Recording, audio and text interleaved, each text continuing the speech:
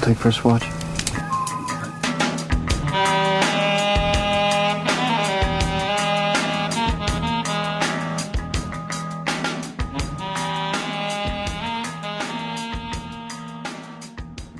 Hello, welcome to an all-new episode of the First Watch podcast. I'm Zach, and I am here with Cole and Morgan. How are you both doing?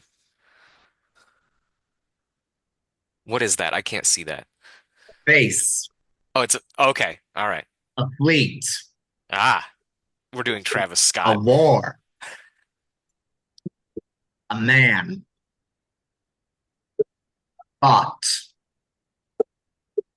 a trick to break the walls of Troy. We're I'll have back. to I'll have to put in thumps in post. I was trying to figure it out, but I was like, damn, it's not picking it up.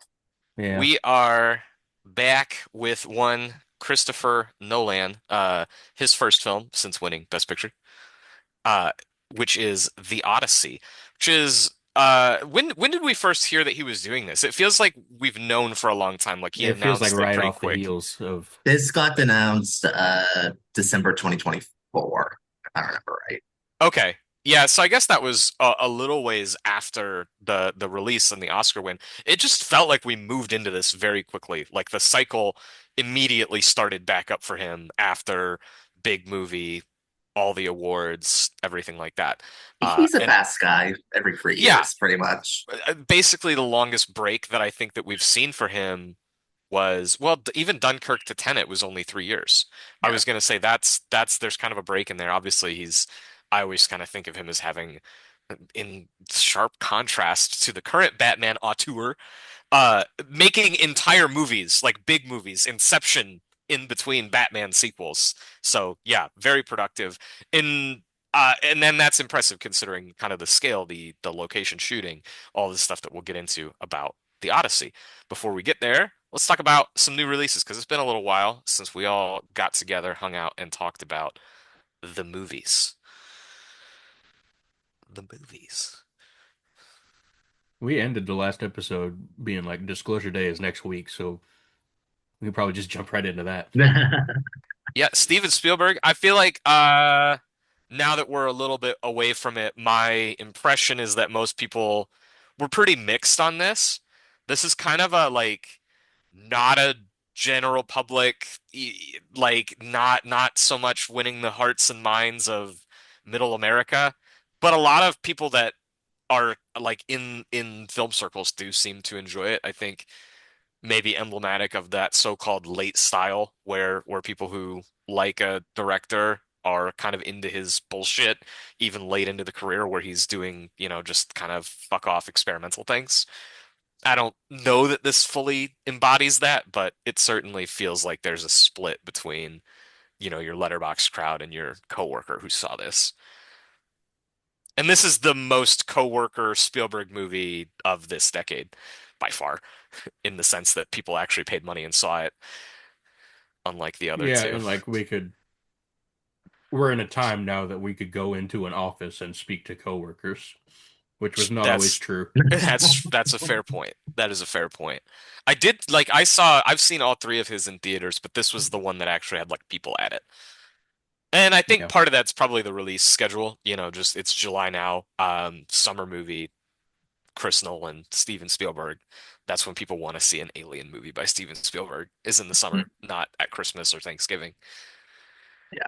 Not that I don't think he could make a hit in those periods, but I think that people are maybe a little bit less interested in the like there's a tenor to the December blockbuster.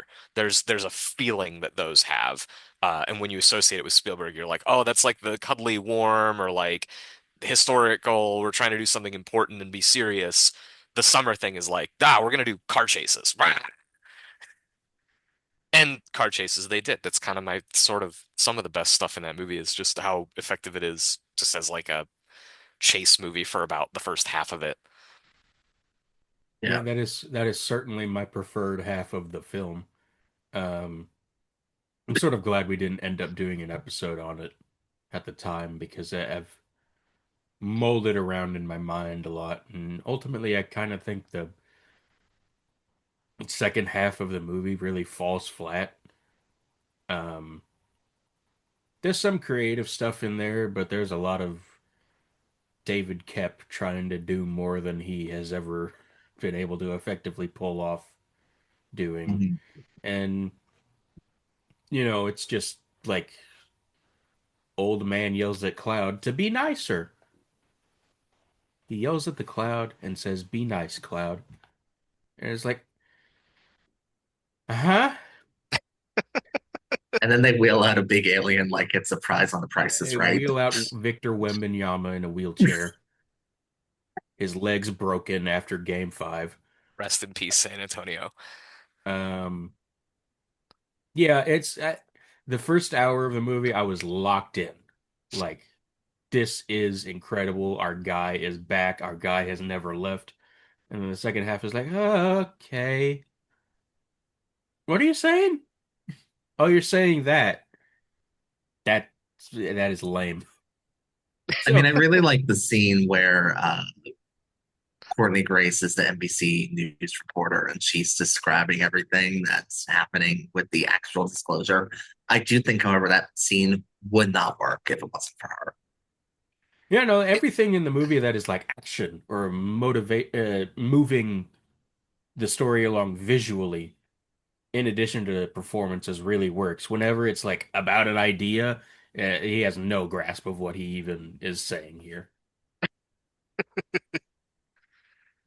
I think the enduring thing that people will remember, if they remember things about it, will be Emily Blunt. It's going to be the performances. She's really good at Yeah. this. I just, I call me what you will. As I sat there in the theater, because I saw this in IMAX, I was just like, fuck, man, like every camera thing in this movie is so cool and so sick. Like the movie Yeah. could, it's not that the movie could literally just be whatever it wanted to be or be about anything, but this movie could have been about a multitude of things, and I probably still would have been about that engaged just based on I don't know. There's like a whole sequence where he like takes over the girlfriend, Colin Firth, that is. I really like Colin Firth in this movie too. He like takes over the girlfriend through this whole thing, and that scene's really sick. She's like in the back of the car, and we're doing like Munich shots through the mirrors and the windows, and even like the way that Firth is introduced is just like visually really cool. Um, and I will freely admit, like you're gonna get me across the goal line with a blockbuster just by like shooting it in a way that's really fun to watch. But that's almost my late style thing. Like Mhm. I'm more interested in like how the movie was assembled than I am on what it's about per se. Because what it's Yeah. about, I felt like if you're looking at the plot to tell you what it's about, you're like, yeah, this is extremely naive. There's kind of an emotional tenor that it has, I think, that really stems from like you Sam Neill, rest in peace. I think Morgan, you recently watched Jurassic Park.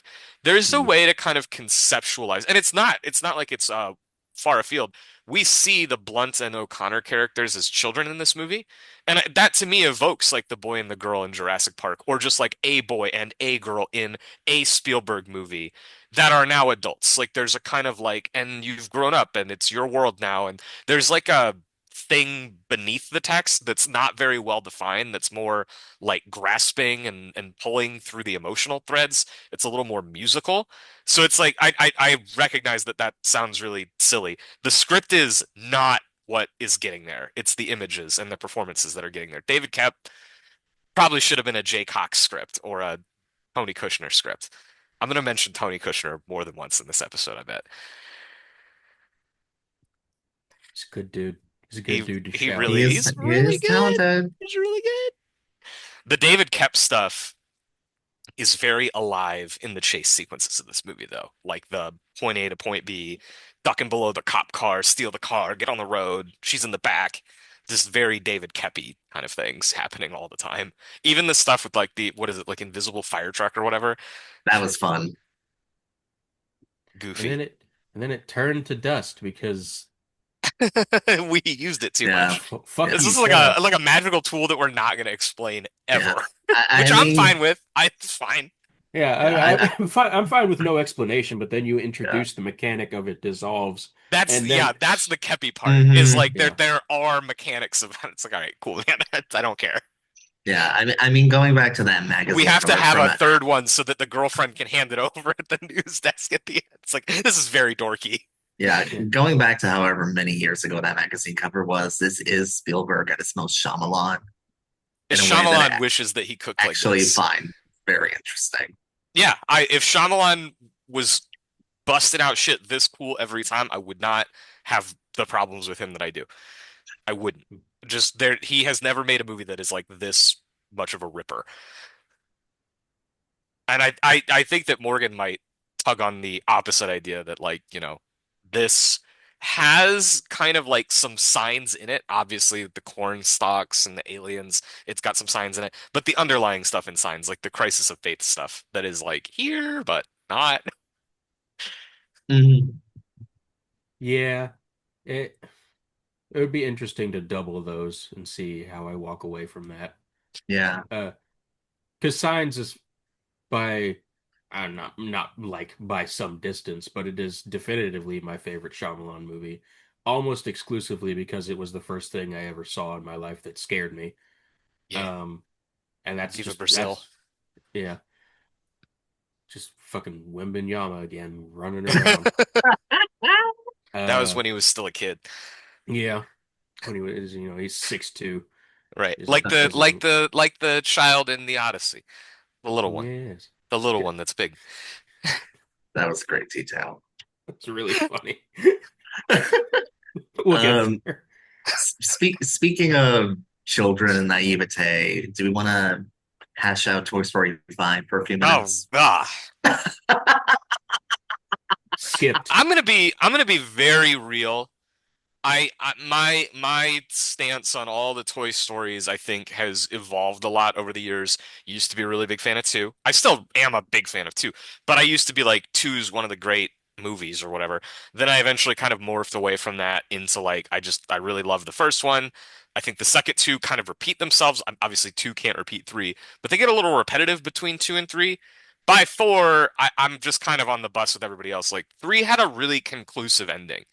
By doing four, it was like I'm not saying four is a bad movie. I'm not saying four doesn't have interesting things going on, but like you were already digging in the sandbox trying to like find that last crumb of the idea of Woody the cowboy. And maybe they found it, maybe they didn't. That's your opinion. How the fuck? What do you? What? How is there a fifth? How is there a fifth? Why is Bonnie still an iPad kid? Because money. Yeah, and for fuck's sake, I think it's the most money they've ever made with one of these. They're It will probably end up as the highest grossing Toy Story. all these Disney sequels making like insane money has been one of the Well, well, worst well, things. not Moana. Well, that wasn't a sequel though. That was a live action remake. But Yeah, yes, but watching that bomb has been very satisfying. wigged, But yeah, Toy wigless. Story Yeah. 5 just hits a lot of the same notes. And it feels really retrograde in its depiction of social media and iPads. And well, that's the thing because, at the end of the day, the movie kind of has to redeem the villain, which is like, well, no, you're letting the parents off the hook then. These movies have also just always had technology, and it's not really making any clear distinction like between toys operated by batteries and or like it is making a distinction, but it's not like defining what Hmm. that distinction would be. It's like you've Yeah. always had like computer based. There was like a speak and spell in like the first or second. I forget if it's first, or second. There's like Hmm. there's always been computery, gadgety toys. Buzz himself, you could argue, represents being kind of a gadgety toy compared to Woody in the drawstring, like the Oh, for advancing. sure. We have done this. We've done this. There's nothing left. Yeah. You're not really and to the extent that you ever wanted to say anything, I think this was something that you had said, Cole, was like, and I wasn't really expecting it to go here, but if you see the part of the thing with Toy Story, when you watch 3, 2010, obviously still a children's film, obviously still a family film, obviously still something that appeals to small children, but in many regards, sort of like Disclosure Day, it's for millennials. There's a reason why Andy's like college age in 2010s. Like, oh, okay, if that's still kind of what's happening, or like it's now about millennials taking their young children to go see this movie, as I think is mostly the case, Yeah. we're not really making any good headway of like talking to the millennial audience of this film. I don't know that I think that that should be an ambition of a Toy Story film, but if you're doing the whole like iPad kid thing and you're like talking to the iPad kid's parents, you're not saying shit here. There's nothing that I, as an adult, walk away with and like, oh, that's like a profound emotional truth about childhood or something. That's not a. We're just.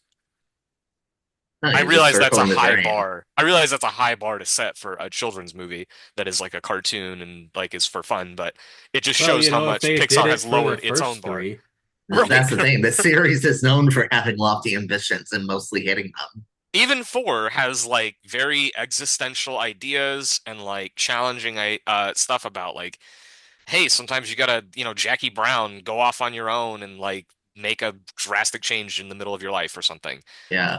And this is There's like stuff just happening, or like the identity crisis of the fork being like, I'm trash, not a toy, or whatever. There mhm, are things in that movie that are like yeah. concepts. And this is just hitting the Sarah McLachlan song over and over again and just Oh like saying, yeah, oh my everything. God, So please get the millennials crying now, now, now, now. she named her daughter after a doll that she had when she was a kid that she also abandoned. It's Oh, like she really? named her daughter after the character in the movie, which, No one's doing that. for obvious reasons, you would not, she wouldn't have seen the movie. She doesn't know that Jesse's a movie character. It Oh was just a doll that she used to own. God. The flop sweat was so strong. Yeah, that shit sucked. I'm gonna move from one act of violence against children to another. I don't think either of you guys have seen this, but I'm just gonna Michael Sarnowski, the director of Pig, the director Uh, of A Quiet Place Day One, had a new movie, kind of come and go, The Death of Robin Hood. It is like the most anti-commercial fucking thing you've ever seen in your life. It's just nasty. It's nasty until it kind of throws some brakes on, and then it changes into something else, something that's more contemplative. It's just kind of a cool application of the pig guys doing his pig thing. Um, as we'll kind of get into with the remainder of the main topic of the episode, I don't know that it was actually all that interesting of like a reflection of the text of Robin Hood or like the legends, and it is really trying to hit that stuff quite hard. So I think that there are some like awkward missteps, but as a period piece kind of portal into Marketa Lazarova sort of thing, quite good. Hugh Jackman, quite good. Why am I not thinking of her name? Jodie Comer, quite good. I liked this a lot. It's not Pig, but I liked it more than A Quiet Place. Make of that what you will. It's gross. It's a gross movie. looking forward to watching it on VOD. yeah, this played like the 1 week I was out of town, and then when I got back, it was basically gone. The other big bone cruncher of the recent period was The Furious, which is like Southeast Asian. It's got Joe Taslim. It's got blah other people from the raid in it. Mad Dog. Yeah, He's got a trying to bow and remember the main arrow. guy. It's fucking a lot of hammers and people getting hit in the head. Yeah. A lot of head trauma.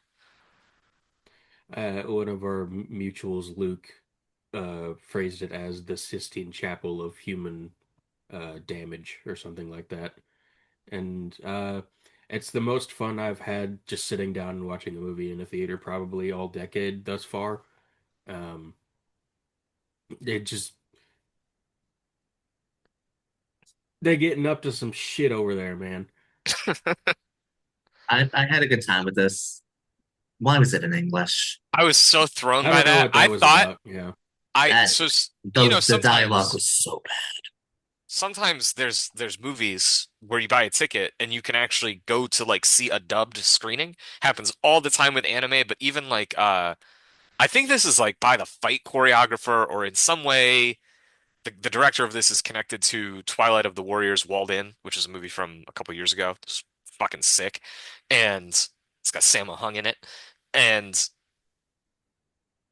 I remember that had dubbed screenings. I went to one that was in, I don't even remember if it was Mandarin or Cantonese or exactly what it was, but I there were dubbed screenings. And so I thought to myself, I'm like, did I like pick a dubbed version of this movie? I almost texted you, Morgan, because you had seen it. I almost like went to the bathroom and was like, hey, is this movie like in English? And if Yeah, so, why? I went out of my way to watch the subbed version because they Right. were And playing there are both in the subtitles theater. in it Yeah. when the characters are speaking Chinese mostly because it's in I forget it, I think it's set in Indonesia and there are multiple different like groups of Asian characters from like different places. And so English is like a shared language among them. I think is like the motivation for like why it's like that. But boy, it's tough. I would have Yeah. subtitled it is the thing. Like if you're gonna do Yeah. it, like subtitle it. Help me out here. Yeah. Yeah, I don't understand why they made that decision. I don't care. Um I this mean, the this fights are spectacular. this is a movie where it's like sometimes if you fill up one bar enough, then anything else, it could have been anything. And Yeah. I'm like, yeah. One experience that I had while watching this movie is I saw the trailer from the director of Plane, but the movie's not called Boat, it's called Mutiny with Jason Statham. And it is like, I don't know, the 30th Jason Statham movie about like, I'm gonna kill the human traffickers. And he's gonna fucking, throw him off the side of the boat or whatever the fuck.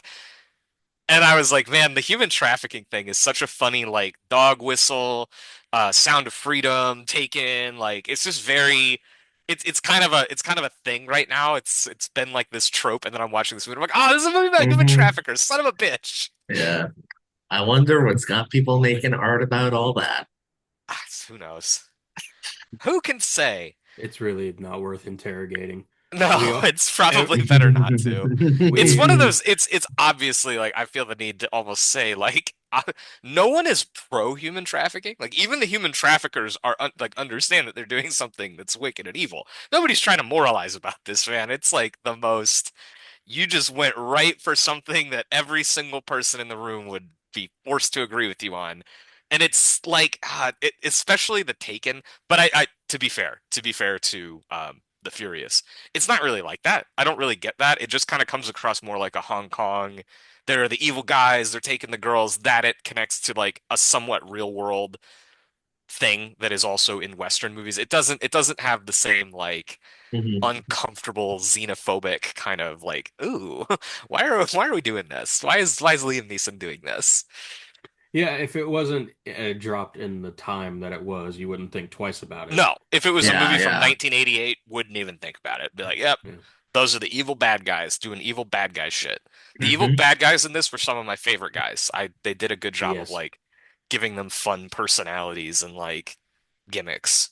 Yeah. The like little twink with glasses bad guy who does the full heel turn in the last third of the movie is like, why did why did you That do was all that? wild.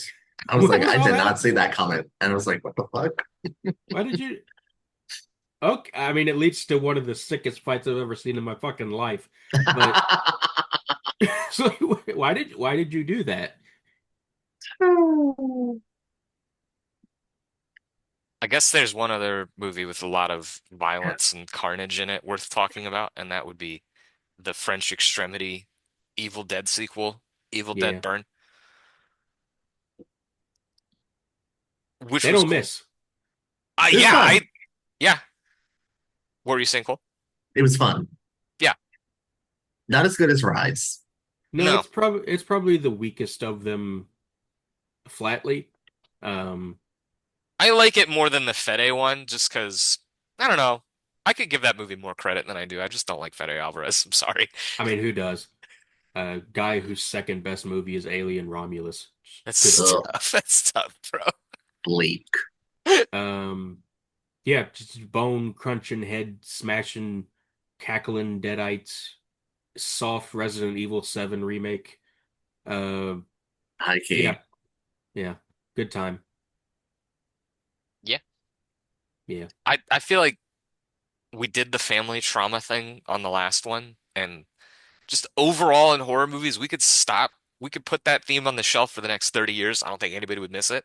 I Let's know make that it 50 family, years. I know family dynamics are like just kind of a good mix it up sort of thing, but man, it's, I don't, it was never needed in Evil Dead. I'm cool with Evil it Dead being does in not need a Rise. theme. No. And to be fair, both Rise and Burn, I think, kind of work their way through this by being like and then we fucking slaughtered all of them. They just they just had a horrible fucking time. So we're not really like, trying to find like this profound, oh wow, catharsis. No, it's not like that. It's just sadistic.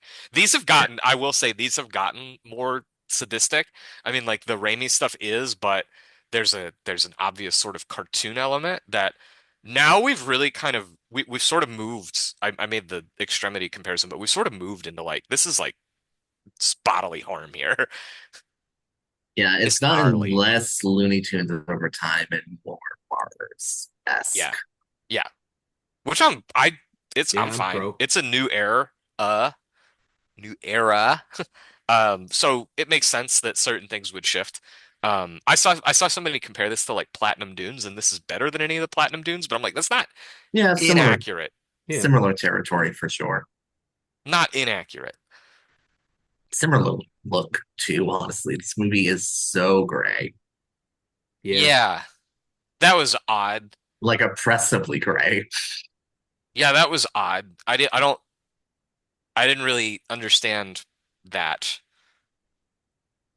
I think it I just like matches the decay of the house that it's largely set in. Uh, like there's not really any opportunity for lights to be going hard in that house. Um, and I thought everything was legible, so I didn't have an issue with it.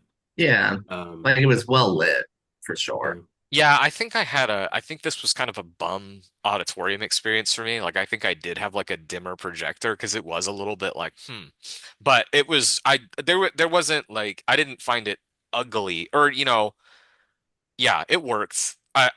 I'm kind of curious just on that note, like with Werewolf, I can't quite tell. Seems like there's some black and white. Seems like there's some very gray. I totally trust Blaschke and Eggers, but I am a little curious about like what the end look of that movie is going to be exactly. yeah. It's definitely like a hybrid of the two. Yeah, there's some clear Mhm. black and white images in that trailer that are like, yeah, Yeah, that's black and white. Which I just not to I don't want to get on this, but like boy, if they had just made like the Northman and Nosferatu in black and white, that would have been a cool thing for them to do. yeah, Anyway, I'm gonna move on from that. That would have been cool. It would have been a cool thing to do. I'm not. Yeah, I don't know. yeah. They're I good. They're mean, both good. I like them how they are. yeah.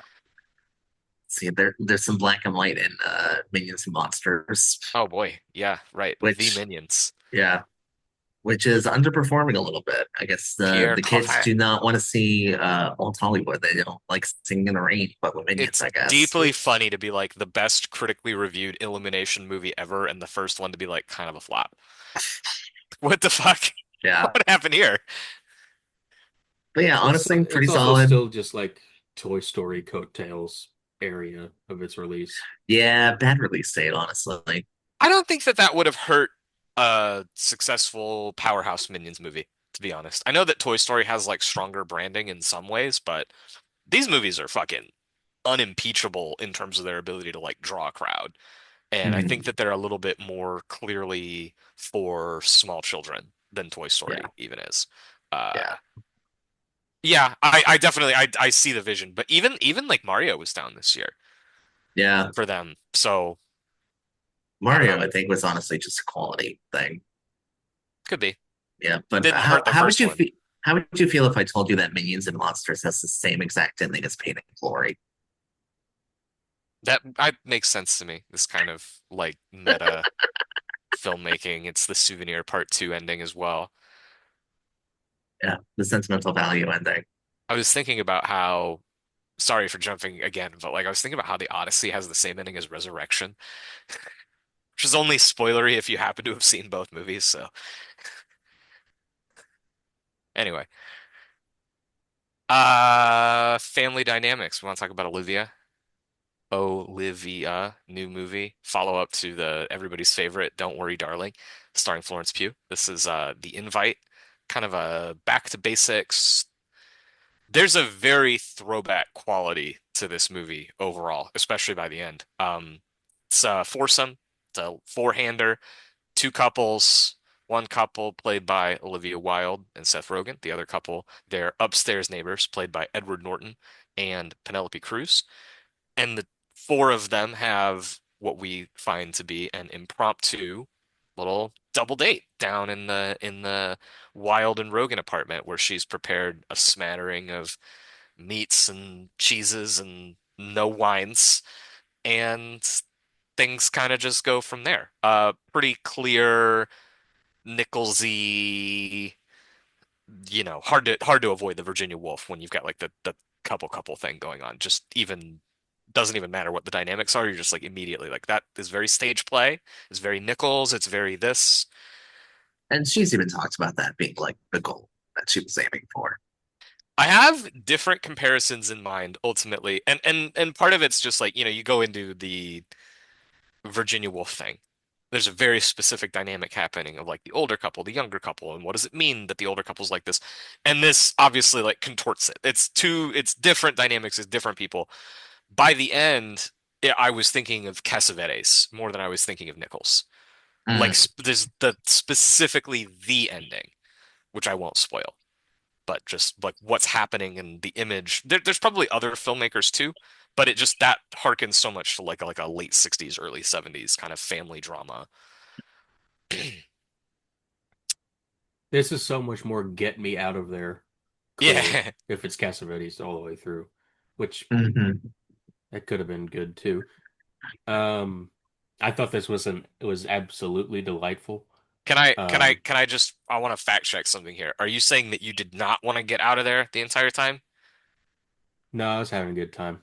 I Okay. liked I it. wasn't like intensely Cassavetes level, get me out of there, Yeah. but I was definitely like, get me the fuck away from these assholes. Do not invite me back here. I don't know. I wouldn't want to go back, but like it's a good, it's a good story to tell. I was having a Uh, ball. I was like, this yeah. would be a fun, like twice a month on the weekends or something. Okay, Yeah. sorry. Can we, let's just play a quick game. Are you saying that these people are a good hang? Honestly, in some ways, yes. I would It's probably hang individually with like Olivia or Seth. The other two, I would hang with Penelope because she's fine as hell. And just like whatever, you can be a psycho. Edward Norton, no. Bad hang. The two of any pair of you, horrible hang. Get away. yeah, Anyway, I think if I was going for a double date with uh Rogan and Wild, it would be a bad time. And I think if I was going on a double date with uh Cruz and Norton, it would be really funny. Um the four of them together, I'm like, I would love to be a fifth wheel in this, man. Sit me in the cuck chair, I I'm the don't care. camera,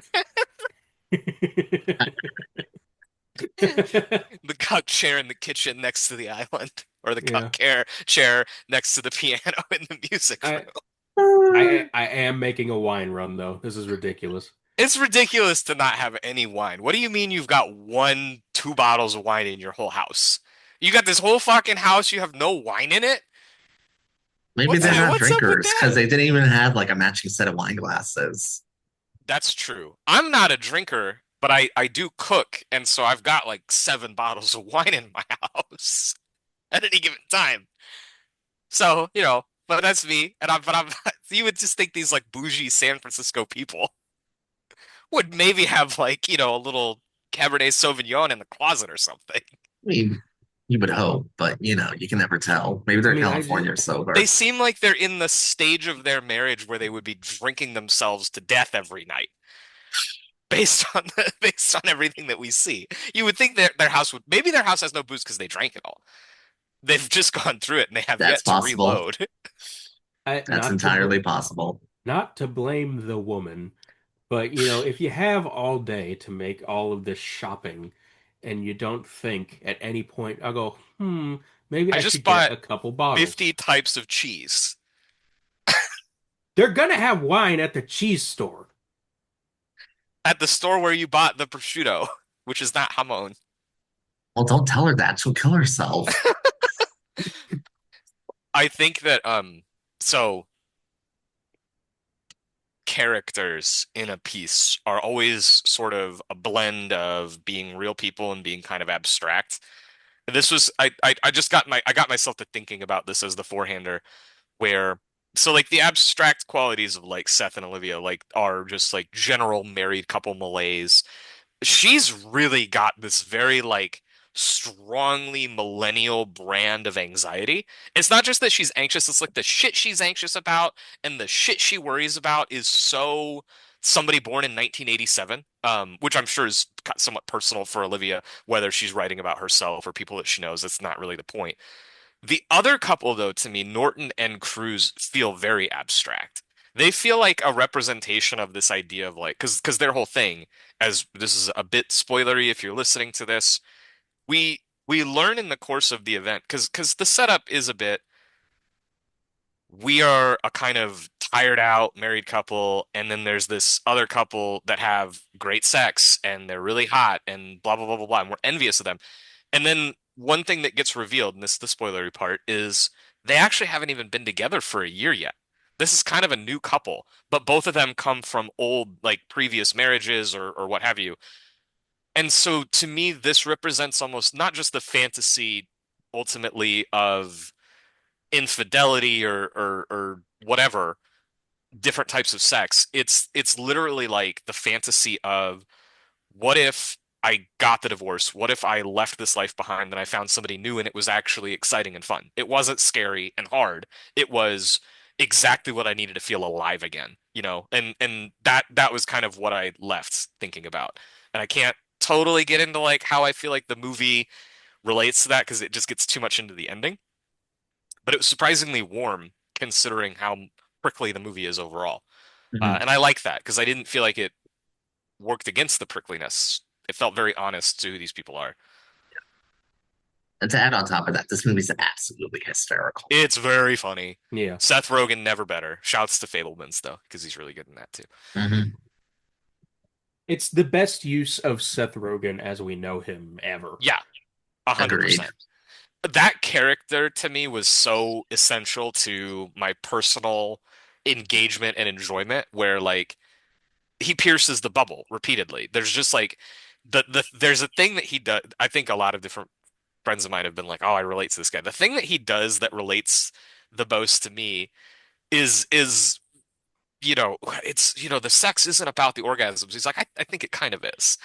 It's like it's about the emotional because like I think it might be about getting off a little, like it's like piercing that sort of high-minded way that people represent things or like grand emotional truths. And he's like, I think you're just talking about having sex. There's a point where he pierces through Hawk's story about his wife, and he's like, "Oh well, I'm sorry about this, and I'm glad that And just the way that he pierces it and like deflates the entire moment is quite good.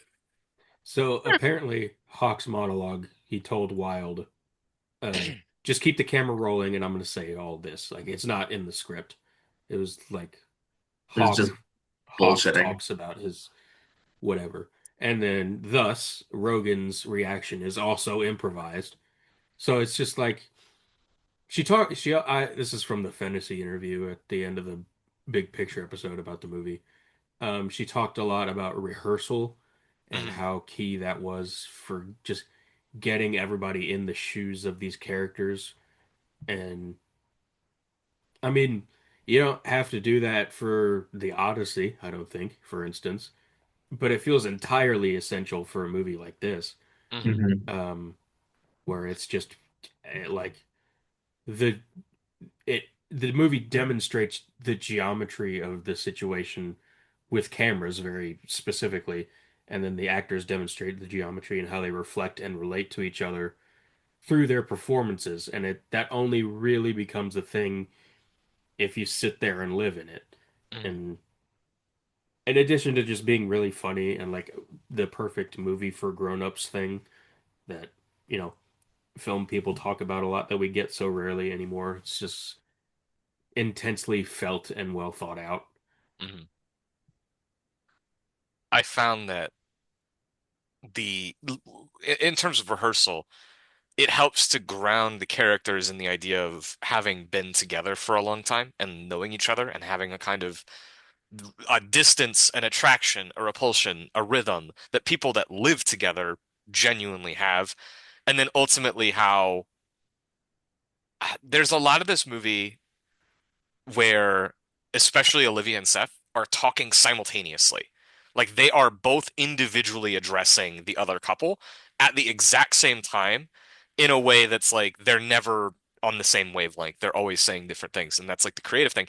But the execution of it can only really work if Rogan and Wilde are timed well enough to be able to kind of be coherent and talking over each other without literally talking over each other. And it's yeah, anyway, there's just a lot of that intricacy stuff that works really well here. I would not hang out with any of you people. Get the fuck out. Get out of my house. Oh, if Great apartment, by the way. this becomes so different if they're in my home. Yeah. Like, no, take this elsewhere. Edward Norton, I don't need you doing anything to my rugs. Ugh. That And Amazon rug. what's that thing he did to Rogan's back? What are they like? Oh, I don't remember the name of it. What Oh, was the masseuse trick. Yeah. yeah? It's like just viciously unemployed dude. Uh, Your unemployed friend at 7 o'clock on a Friday. yeah. Okay, don't touch me. Um, Land so looked good though. The he flan did look good. yeah. You know, she's like, I don't eat sugar and I don't eat dairy, but then you brought flan? Like, what do you think's in flan? What do you think's in flan, Penelope Cruz? Well, part of me It's fine. thinks she was just toying with She can do Wilde a that. little. You can Yeah, toy with whatever you want. You yeah. can do Yeah. whatever you want. You have free reign. I I would just prefer you not bring Edward Norton into my house, but yeah. Yeah, I some don't know what my people problem is with Edward Norton, by the way. His vibe is just perpetually fucked. I think it might have something to do with the movie Birdman, where I'm just like, yeah. something about this guy's vibe is fucking rotten at all times. No matter what he's doing, like him at his most sincere, I'm like, yeah, but what the fuck are you actually up to? Which is Yeah. an effective thing in this movie, I think, ultimately. Very. I mean, this is one of his best performances in a hot minute. You could recast this with somebody like I'm just gonna throw out John Hamm, okay? And that would really change the dynamic of like the envy of this like really sexy looking like older guy. He's debonair. I'm Seth Rogen. I'm kind of a normal chud. No offense to Seth Rogen, that's just obviously what they're setting you up for here. But by using Edward Norton, it's not that exactly. And again, no offense to Edward Norton. It's just that like the appeal or the danger or the whatever ceases to simply be like physical attractiveness and it becomes more like, man, those orgasms sure are loud. What's that about? What does he know? The answer is he may not know anything. Yeah. It may be the other guess. He might be kind of mid, unclear. What is clear is that he likes to get pegged. Which, Many such cases. Yeah, yeah, especially in San Francisco. true. Um, Moral of the story, if your parents leave you real estate, don't ever feel bad about that. Oh yeah. God, I wanted to slap him so hard when he was complaining about the house. I'm like, look at that gorgeous fucking apartment. Get it together. It is an emotion I understand, but I don't understand just wallowing in it. Like you gotta l- look inward. This is not about Fucking the sell the apartment. house and move. Yeah. You get a lot of fucking money for that place.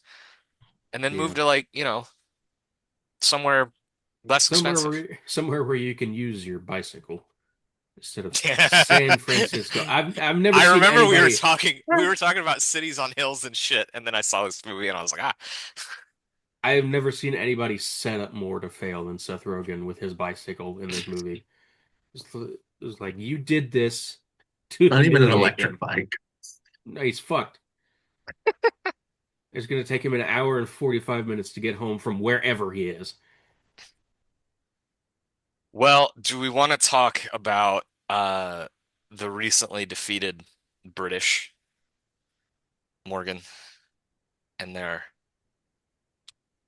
perennial movie star icon character? Yeah, yeah, yeah. Get, Once bang upon a with the time, ear. like 70 years ago, Ian Fleming wrote a story about a guy who played some cards, and we've been fucking getting punished for it ever since. So explain to me what exactly sent you to stumbling down this rabbit hole of This video blondes game, and bullets and boobs. this video game right here which is quite good. is very It's fun. it's better than most of these movies.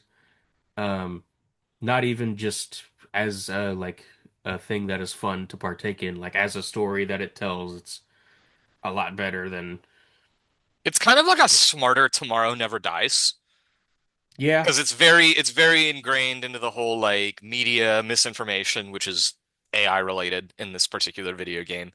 And it does do kind of like the younger Bond origin, which you would associate more with Casino Royale. There were just things about it that very much reminded me as I was watching Tomorrow Never Dies, a movie that is good.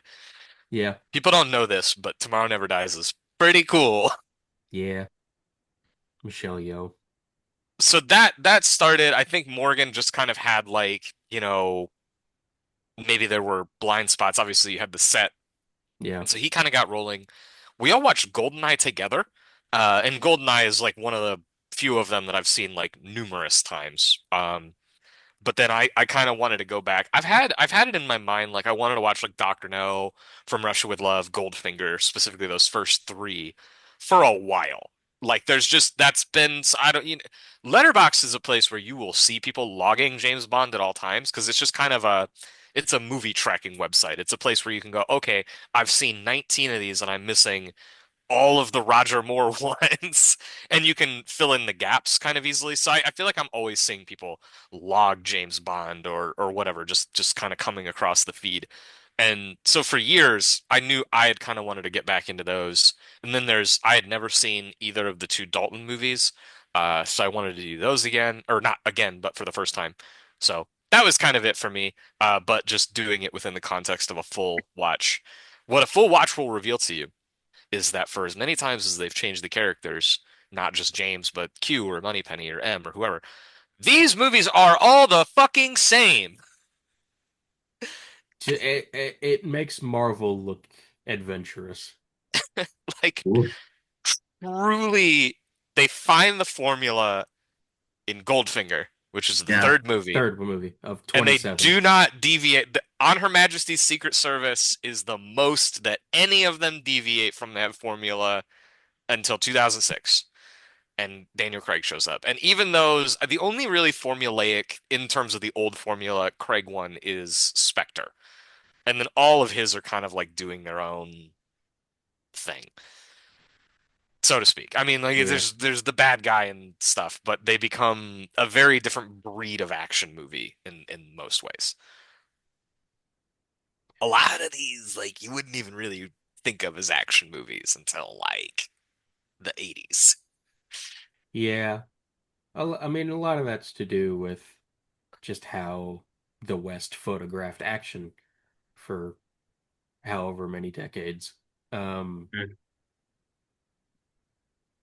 they're also not espionage thrillers, most of them. From Russia with Love is Casino Royale is Skyfall is. On Her Majesty's Secret Service is. Those four. I will give those Yeah. four credits. Out of And 25. yeah. Yeah. 27. There's two If non-official. if you if you count the non-Eons, which are the 1967 Casino Royale, directed by like eight guys, including John Huston somehow, that has Peter Sellers and Orson Welles, that sucks, and then the Never Say Never Again, which is just a remake of Thunderball when Sean Connery was old, but not as old as Roger Moore. So that both of those are terrible. Um, I would not recommend that you deviate if you want to watch all of these movies. Just, general listener. Stick to the Eon stuff if you're really committed Yeah. to getting through all of this. And there's Um, about like two to three per Bond actor that are genuinely worth doing. Obviously, if you're doing that many, you're probably just going to be a completionist and do them all. But it's really like you could stick to like the best two of each until you get to Craig, and then you want to do the best three. yeah. Mhm. Um, it did contain some interesting insights for me. Um, I would say one what? of my biggest insights, like just to start in a chronological way, was like apparently I kind of like Goldfinger more than I thought that I did. It's not that I rated it higher, but just as we went on, I was like, yeah, Goldfinger's better. Yeah, Goldfinger's better. Yeah. Like it just stayed pretty close to the top of my list pretty much through all of it, It's which got the surprised me best because theme song to start off. it's got easily the best theme song of all of them. I haven't listened to the Billie Eilish one because I haven't gone back and done No Time just yet, but like, yeah, that's the one. That's the girl. The best when it arrived, the best now. It just there are other good ones. I like most of the Bond themes, but almost all the ones that I really love really just kind of follow that model. Mhm. Like they're just Goldfinger, but it's Diamonds Are Forever or Skyfall or Tina Turner or whoever. I really like the Katie Lang one from the end credits of Tomorrow Never Dies. Tomorrow Never Dies. And it's like, oh, that shit's rocks. Why is Sheryl Crow singing the main theme? She's good though. I'm really fond of the Carly Simon one. Yes, that one's really That's good good. too. From The Spy Who Loved Me, Um, which is which is the best of the Roger Moores. the only good one. Um, Wrong Man with Golden Gun's good. it's not. It's boring. It's so boring. It's good. Um, And then, of course, Sigmund Freud analyzed Yeah, this. that song's a banger. I don't even Thank you, care. Madonna. I really, well, I'm gonna nightmare. let Morgan go. We can kind of get to Brosnan. I I had a fun time with his movies. Yeah. The three that were my top three at the start of this project were my same top three at the end of it. Which are the Um, three good Craig ones. yes. Um, each of them provided relatively new insights in watching them. Like I think I like Casino more than I ever have before. In Skyfall, I think there's more to. I've chewed on more of it textually than before. Skyfall is The Dark Knight. Yeah, it That's is. the same It's motion picture. Yeah. yeah. Like down to Um, the, hey, we caught the villain. Oh, he wanted to get caught. He escaped. Like don't don't ever need a Christopher Nolan Bond movie. It it happened. literally that is the Christopher Nolan Bond movie is The Dark It Knight and The Dark Knight Rises and also Tenet. um behind Craig is Timothy Dalton in the role. Living Hmm. Daylights, mega Yeah, banger. yeah. License to Kill, less of a mega banger, but I loved the setup of License to Kill. It, yeah, it it was like a personal vendetta Bond mission, but I really think that's when you had to get John Glenn did like A View to a Kill and Octopussy. He's like one of the stronger action directors who kind of shows up in the 80s, does good set pieces. He's very well suited for The Living Daylights, which is like a pretty down the middle Bond adventure, but like with some edge to it because I want to talk about Dalton. But License to Kill just it has such a profoundly good setup. It's like, man, if this had a real director, this would be there's so much of that in this series. It's like, oh, if this just had one of the better villains, or like if this just had a better girl, or if this just had this, then this one movie would suddenly leap. But they're almost all kind of missing something in that Hmm. regard. yeah. Like with the Roger Moore era, you could edit together one great movie from all of those. It's just like take this from this and put this here and Right. mix and match this. We take the girl from Spy Who Loved Me and Jaws, and then we get like Scaramanga, and we just like, yeah, Lego it all Yep. together into whatever.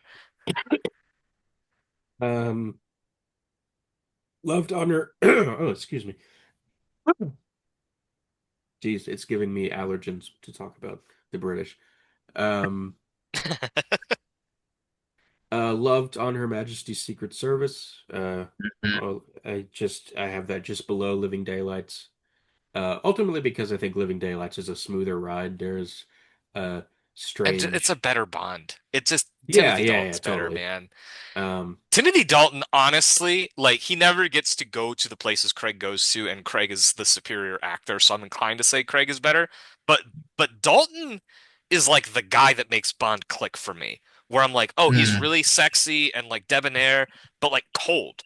Like cold in a way where like he'll fucking shoot you in the head and not feel a thing about that. And Craig's got that coldness and intensity too. I just think that he's getting into such a revisionized kind of deconstructed version of the character, where Dalton is like, no, that's Bond. Like this guy could be the No, main they character of every Bond movie, and it would be perfect.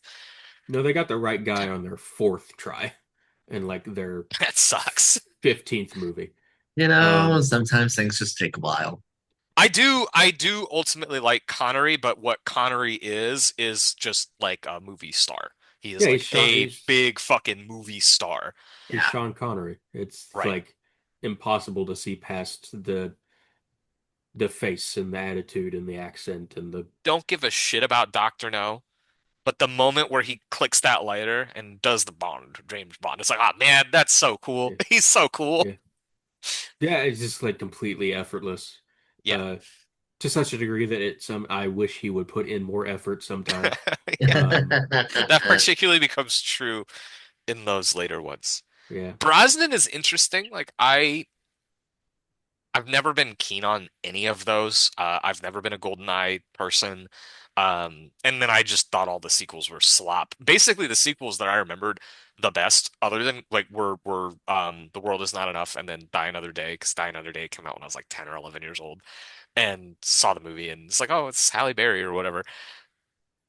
I was really intrigued to get back to those because that's where the series truly becomes like the James Bond that I think of when I think of James Bond, which is like fucking nuclear torpedoes and ski machine gun fights and shit.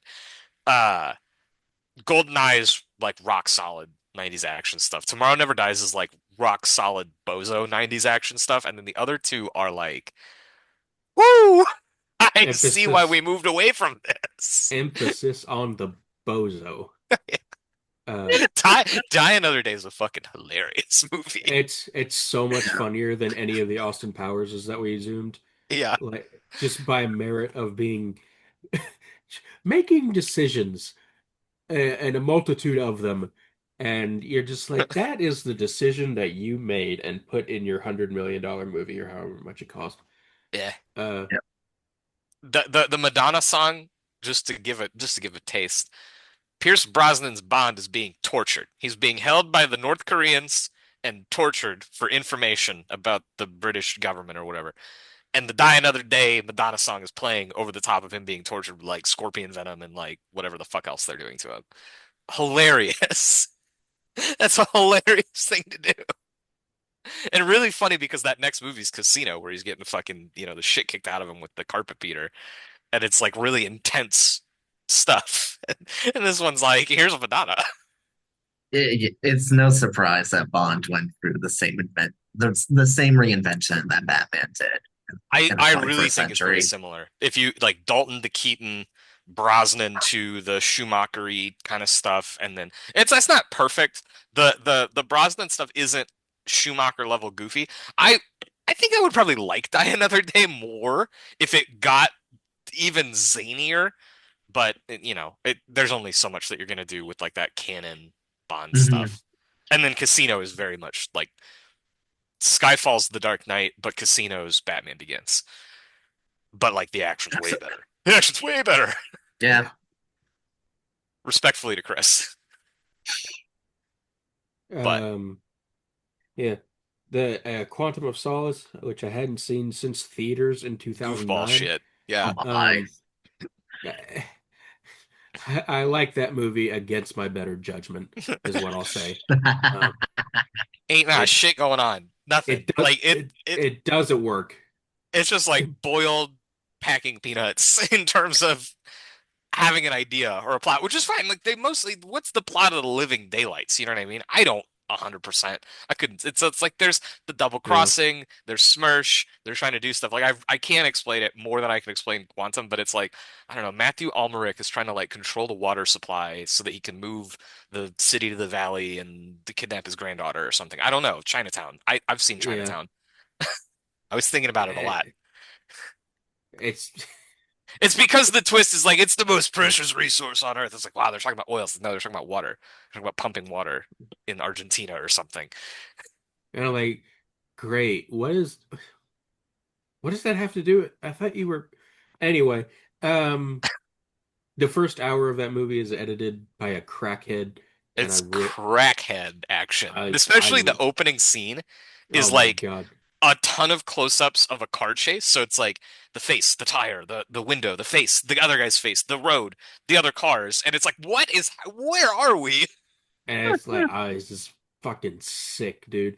After like 23 movies of this very staid, Yeah. gentle, fucking yeah action, with the exception of Casino, obviously. Like this just lunatic shit. It's like, oh, this movie has a director until it doesn't. But right now, it feels like it has a director, and it's like he has a vision for this, and this is not ideal, but it is interesting. And then the rest of the movie happens, and it's like, y'all gave up. Y'all gave up on this. I know why you gave up because you were on the writer's strike, but you gave up. Yeah. This Shouldn't have is pushed through. this is like the most single high profile example of got screwed over because the production team just wanted to plow through the strike. Yeah. And it shows. And I understand the impulse in some ways to say, like, we don't really need an intricate screenplay to do a James Bond adventure. And really, that's like Quantum doesn't need to be text. Casino's got so much text, and then ultimately we know Skyfall's the follow-up. This is the time to do like strike down the middle, get the bad guy, save the girl, James Bond, right? Because the other ones are going to be more grim and moody.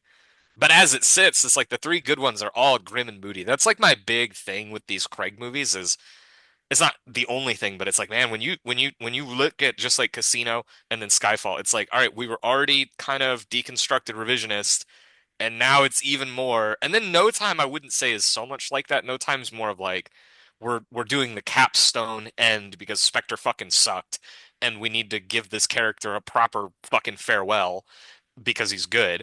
And it's just like a baller action movie. But like all three of them just kind of have this tone of like Vesper lingering over everything. There's never really a second Bond girl. You know, it's Léa Seydoux would be your other one, and there are other women in it, but like it's just odd. It's just odd. They don't really fit together, and I think Quantum and Spectre being such duds has it's one of those. I know Cole, you maybe say things like this sometimes. It's one of the rare times where like especially No Time as like the closer just has like kind of, this would work better if the other movies were good. If all of the Yeah. movies were just consistently good, all of it would be better. Hmm. Because it's the first time Bond's ever fucked around with continuity before, is the thing. Yeah. In 25 movies, it's the first time they've ever tried to do like sequels, like sequels. And they proved concretely that they don't know how to do that. No. No, they don't. I was pleased that I came away with Spectre liking it more than I had before. That was like a 3-star movie, and I left with it as like a 7, which I realize if you're like a big fan, you're like a 7. But Not you said I enjoyed Spectre. it more. I was like, I I was I trying to was say, digging you it. like Spectre, huh? Spectre, I'm sorry, Skyfall. Yeah. Skyfall. It's mostly because Judi Dench is like out of her mind good in that movie. Yeah. She is really good at that. That character's like, we don't have to interrogate this too hard. It's like very, I don't know. There's something kind of, if you take the continuity of all of M, even just the Judi Dench, it's like, you're kind of an idiot and you're also extremely cold-blooded. And I don't know why anybody would like you. And Skyfall's like, yes, true. Yeah. We're just gonna rock that shit with charisma. And how about that? Um, yeah, I sat through some miserable dog shit for this, but I'm ultimately glad I did it. Um, really, just like I had been out of a movie season in my life for a while, and getting back into that with 27 movies, God help me. Um, that was a fun thing. Like you just sit down and you get through two of these a night for a little while. Um, Best yeah, one's Casino. The worst one is Diamonds Are Forever. concretely, that is, yep. Diamonds Are Forever is like oh my Lord. It is amazing that that didn't kill it. I cannot believe that that didn't kill this franchise. It must have made a lot of money because it's not watchable. In the midst of all this, I actually did also read Casino Royale and Live and Let Die. I have very little to say about them. Fleming is a great procedural writer. the process stuff, like the actual like parts of Casino where they're playing Baccarat are quite invigorating. Like I don't know how the fuck to play Baccarat, but the books make it very clear what's happening and it's entertaining. I only want to bring him up to say if you get your hands on the short story titled Quantum of Solace, which has fuck all to do with the movie, like literally nothing to do with the movie. That's a great short story. That's one of the best short stories I've read this year, and I've read some bangers. So I'm not even going to talk any more about it, but like if you like, it's not a spy story. It has nothing, like James Bond is a character in it, but it's not a spy story. Just seek out Quantum of Solace, read it. You'll be like, what the fuck is this? But it's really good. So anyway, it'll teach you what the hell that title means because it seems really stupid when you're watching the movie. You're like, what the fuck is that? And it is really stupid when you're watching the movie because why the hell did you name it that? Yeah. So yeah, that's James Bond. I don't.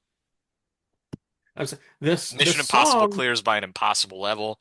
yeah, Uh, the song in Quantum of Solace is called "Another Way to Die," which is the most James Bond-esque title that you have ever had in your life. Just just call it that. yeah, I kind of like that song. It's not good, but I kind of like No, it. I like it. Yeah. Yeah, it's like cool. Jack White, Alicia Keys. This is fucking stupid. I love the year 2009. Why do you ask? On to the big show. We're going to Want to talk get about Troy? into Anybody want to talk about Troy? Directed by Wolfgang Peterson, starring Brad Pitt.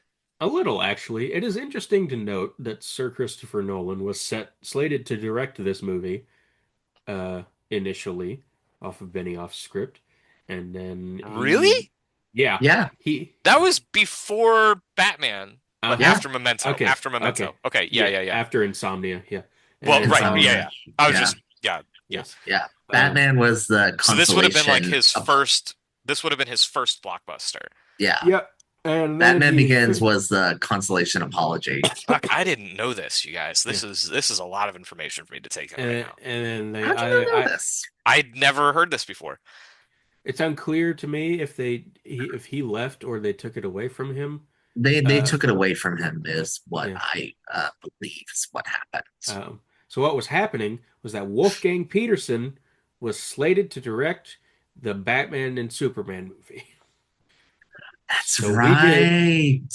we did the old switcheroo, and Mr. Nolan ends up with the rebooted Batman, and Wolfgang Which Peterson ends up sends with his this. career to the moon, Yeah, to be no, clear. it's Like, it's very hot. unclear what would become of Christopher Nolan if he had made Troy instead to me.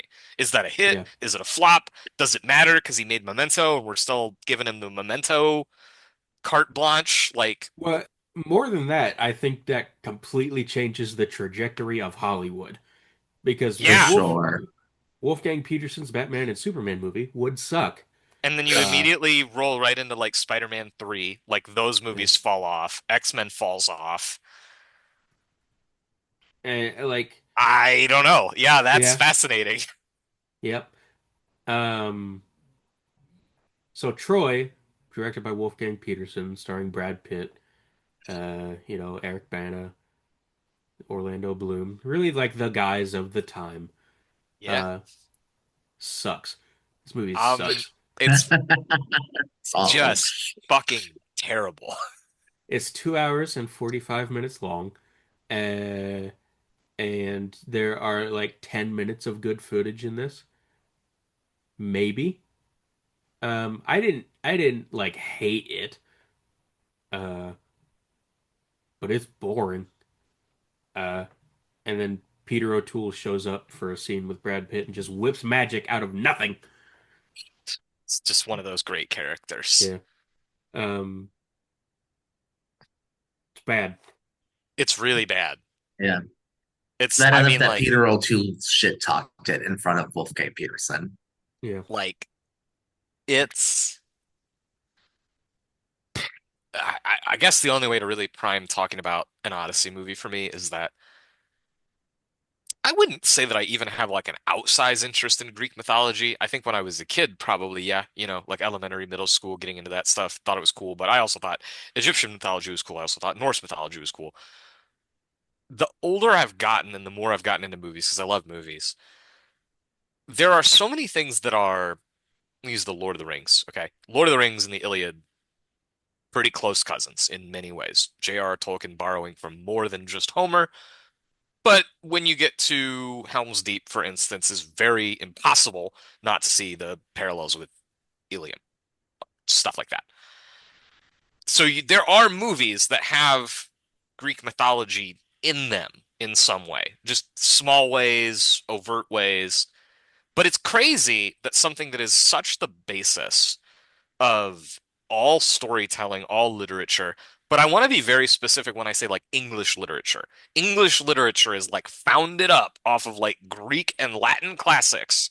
Wouldn't exist without them. And we have like no Greek mythology movies to speak of.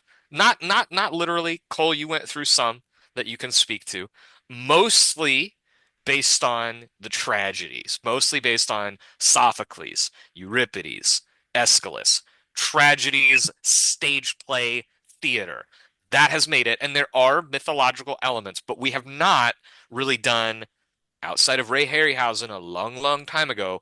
We really haven't gotten to Jason and the Golden Fleece. We really haven't gotten to the Odyssey. We really haven't gotten to fucking just start picking things. We have like a Disney Hercules movies that sucks. Hercules has been kind of like the guy, Heracles, Hercules, whichever one you want to go with. So that they've tried a couple of times as like a character that people recognize or maybe like know the Y'all remember? labors or whatever. Y'all remember the Dwayne Johnson Hercules? Do you remember the one with the guy from Twilight who is Johnson. Jasper? No, I forget. I forget all the characters' names in Twilight. He's the big fucker from Twilight. And it was right at the Yeah, same yeah. time. It was right at the same time as that. That was like the Legend of Hercules or something. Yeah. Yeah. Mhm. Even the Uh, Dwayne one is very like if I that's a Brett Ratner picture and it's kind of like the stories around Hercules, like we're like the hype machine. Like it's he wasn't who he was no he were no hero. Deconstruction is dog shit. And so Troy comes off the heels of Gladiator. This would have been a time in my life when I was interested in this and was That's the probably thing. just becoming interested. Gladiator is a movie with no mythology in it, right? It's in ancient Rome, but like we just don't fuck with any of that. We don't care about it.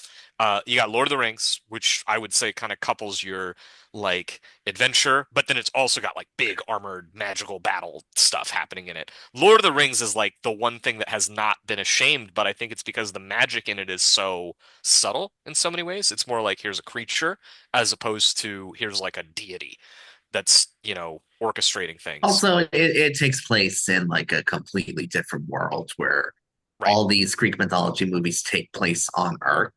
right. So you got like Percy Jackson that shows up, obviously like the novels, but also the movies. Shouts to Pierce Brosnan, I guess. But Troy was like one of my first critical disappointments as a lad, going from seeing the marketing of like all the Achaean ships going across the sea, and it's like, oh, it's Brad Pitt. Holy shit. Oh, it's Legolas. It's fucking, oh shit, this is so cool. And it was not cool. It was the opposite of cool. It was like embarrassed to be doing the Iliad, which is fucking crazy. That's, that's baffling to me. But that's the best thing that I could, we were talking about superhero movies.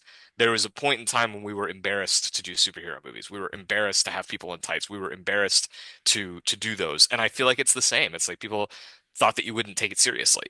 And maybe that's like state of special effects and things like that, but it feels crazy that you could point to like Fritz Lang, Die Nibelungen and have that, but not have like an Odyssey movie. And there are Odyssey movies. I don't want to make it out like there's not, but And we there's were all kinds of stuff sorely, like inspired by the Odyssey, of of course. course, get "Oh Brother, Where Art Thou" right there. It's probably still the best interpretation of it. The undefeated champion. But even then, like this is a movie that I probably saw before. Like this movie is probably what it's not probably anything. I don't know why I'm saying it like that. I saw this movie. I owned this movie soundtrack. My mom taught me about the Iliad and the Odyssey because this movie existed. That's why when Troy came out, I was like knew about it or was excited about it or whatever. Hmm. So for sure that, but even this is like, yeah, cool, great movie, but where's the whirlpool? Where's the Greeks? Where's the thing? Surely in the era of Pirates of the Caribbean, I thought a lot about Gore Verbinski in the last 24 hours. Surely somebody could fucking do one of these. Surely somebody could do it. So Christopher Nolan is stepping in to fill a very big and confusing hole, gap in the overall diet of movies. And in many ways, I'm sort of hopeful that it will be a gladiator-like thing that like prompts other people to do more, along with maybe stuff like Eggers and the Northman and like things that are already kind of in motion that people are already doing. Yeah. It's just like I think part of the reason, at least in the last 20 years, is Troy, which, did decent business, but was not liked really. Hmm. Um, None of the sword and sandal stuff post Gladiator really landed, like yeah, Kingdom of Heaven or just any of it. There was plenty of it. Immortals. Clash of the Titans, Wrath of the Titans. really bad stuff. And see, this is, I think, the problem with trying to adapt some of these myths is that people are afraid to put their personal spin on it because then, people expect, oh, it's got to be this to the letter. And Hmm. but then, they compromise their artistic vision and then no one's happy. Right. And that's not what Nolan did with Odyssey. This Certainly not. is No. this is Christopher Nolan's Odyssey. This is not Homer's Odyssey. Hmm. This is Chrissy's Odyssey. Christopher. I'm confused by this movie. I was so confused. I have But notes. we'll get into there. Yeah, I have about 500 thoughts and feelings, and I wouldn't have so many if I didn't think that this movie was good.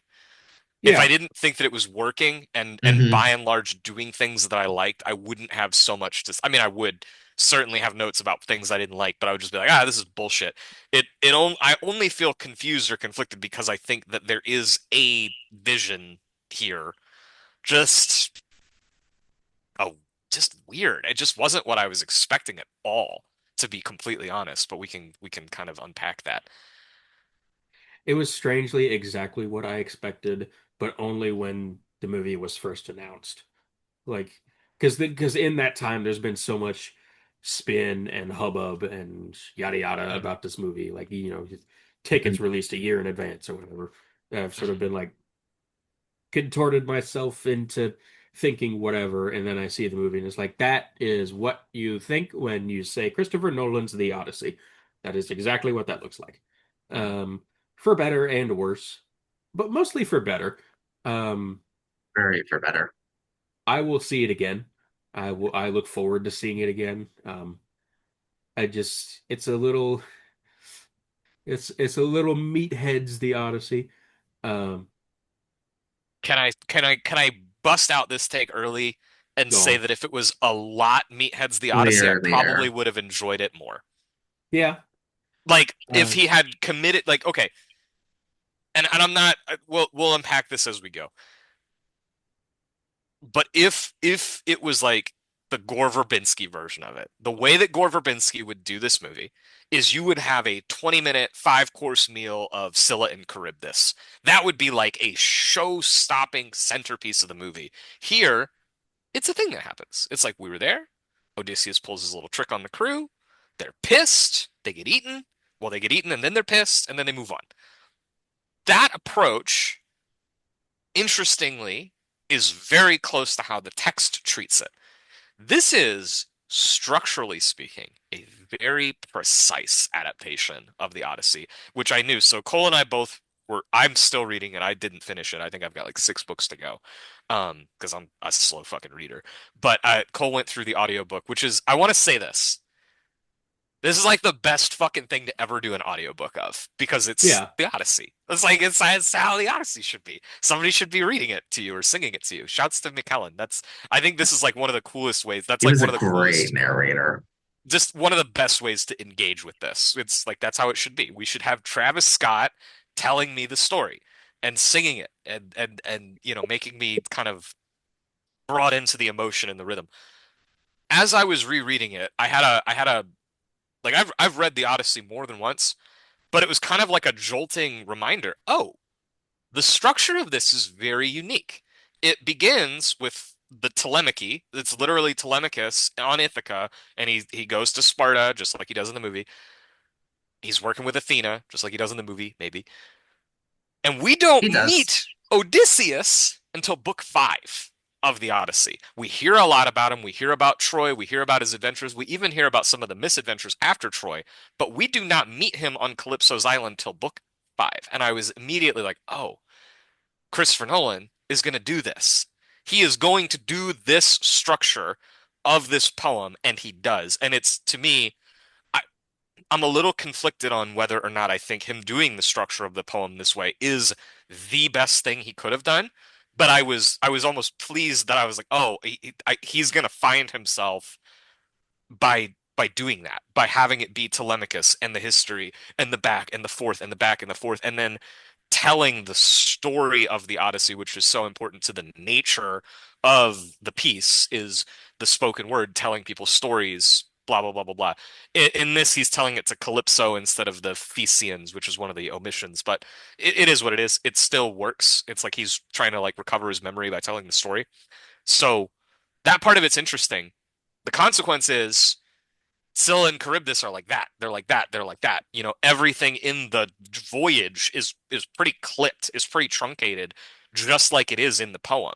Um, Whereas I think a more natural blockbuster approach would be to centralize and spread those things out and probably ditch the structure of the poem. I think if this had just done that, like ditch the structure of the poem, be the Gore Verbinski of it, I don't know that I would love it. I'd probably be sitting here finding ways to whine and bitch about that too. But having seen this, those were the things that I liked the best about this movie. Were just like set piece, boat, lightning. Blah. And see, the problem with the Verbinski version is that it would get so bloated that it would drop multiple parts of it, even more than Nolan does. Mhm. And then, people It wouldn't would be be it happy. would be Cyclops. It would be Land of the Lotus Eaters, probably. It would be No, Circe. no, it wouldn't even be the Lotus Eaters. They would definitely get axed. Yeah, so you probably maybe just go right to Circe. The Hades thing's not fucking happening, and then we're gonna go right to the Whirlpool and the Hydra, Scylla, and then back home. And it would be Yeah, like three major events, big, dumb, blah. But there's part of me that thinks that at this scale, executed in this way, where it's like, just the big, expensive Hollywood production, very tactile, very Nolan-y, that would have been a pretty exciting movie, even though it's kind of dumb, even though it's kind of the Meathead Odyssey. So we've gotten that out of the way. Now we can talk about what this movie actually is, which I think is like kind of a mix between that and then like also peppering in new thematic ideas. There's a very specific thematic concept driving this whole movie forward, which isn't clear until like the last hour of it, but then ultimately like everything kind of in that Christopher Nolan way locks all of it that has happened so far into place into this mhm, idea. So it's not without a concept as the Verbinski version of it would be. exactly. And that I just, concept is fear the end of the world, leaving the world a worse place than when you found it, bringing up your kids in a hell of your own making. I honestly thought that thematically, this honestly makes a really great trilogy with Oppenheimer and with Tenet, frankly. It's almost like a trilogy working backwards through time. Nolan is wildly concerned about the state of things and the basic rot and decay of humanity. True. Gotta say, and this won't be the Morgan, you were actually gonna say something. I don't want to get off on this tangent because I'll be on it fucking forever. I don't If you even go for too remember long, I'm now. just going to hit you with this. It's fine. Just hit me with the thing. Just knock What my ass out. Sweet what sleep. is that? It's a it's a shower scrubber, Oh, okay. Yeah, that tracks. Um, I clean your walls. I want to focus on a little bit of positive here. I yeah. thought basically every performance in this movie was good to awesome. Somewhere in that Yeah. Hmm. range. Probably the Yeah. weakest turn, in my opinion, although she's very minor, is probably Zendaya. I think that there are some like line reads in there where she's talking about stuff where I'm like, ah, that's not really landing. But they're doing stuff with the character, which we'll talk about later, that I think maybe contextualizes it. Holland was a thing that I think a lot of us were like, how's he going to be? Thought he was great. He Maybe not was Yeah, he great. was really really good. Yeah, maybe not. Maybe I wouldn't go as far as great, but like, yeah, he's doing what this character should be doing, which is pushing Hmm. against the edges of his youthful inexperience, ready to become a man. Not, there's the parts at the end where he's like shit talking back to Robert Pattinson. I was like, yeah, get his ass. Tell him. yeah. Tell him, Um, Spider-Man. no, Yeah, he's really perfectly casted in this moment yeah. or this movie.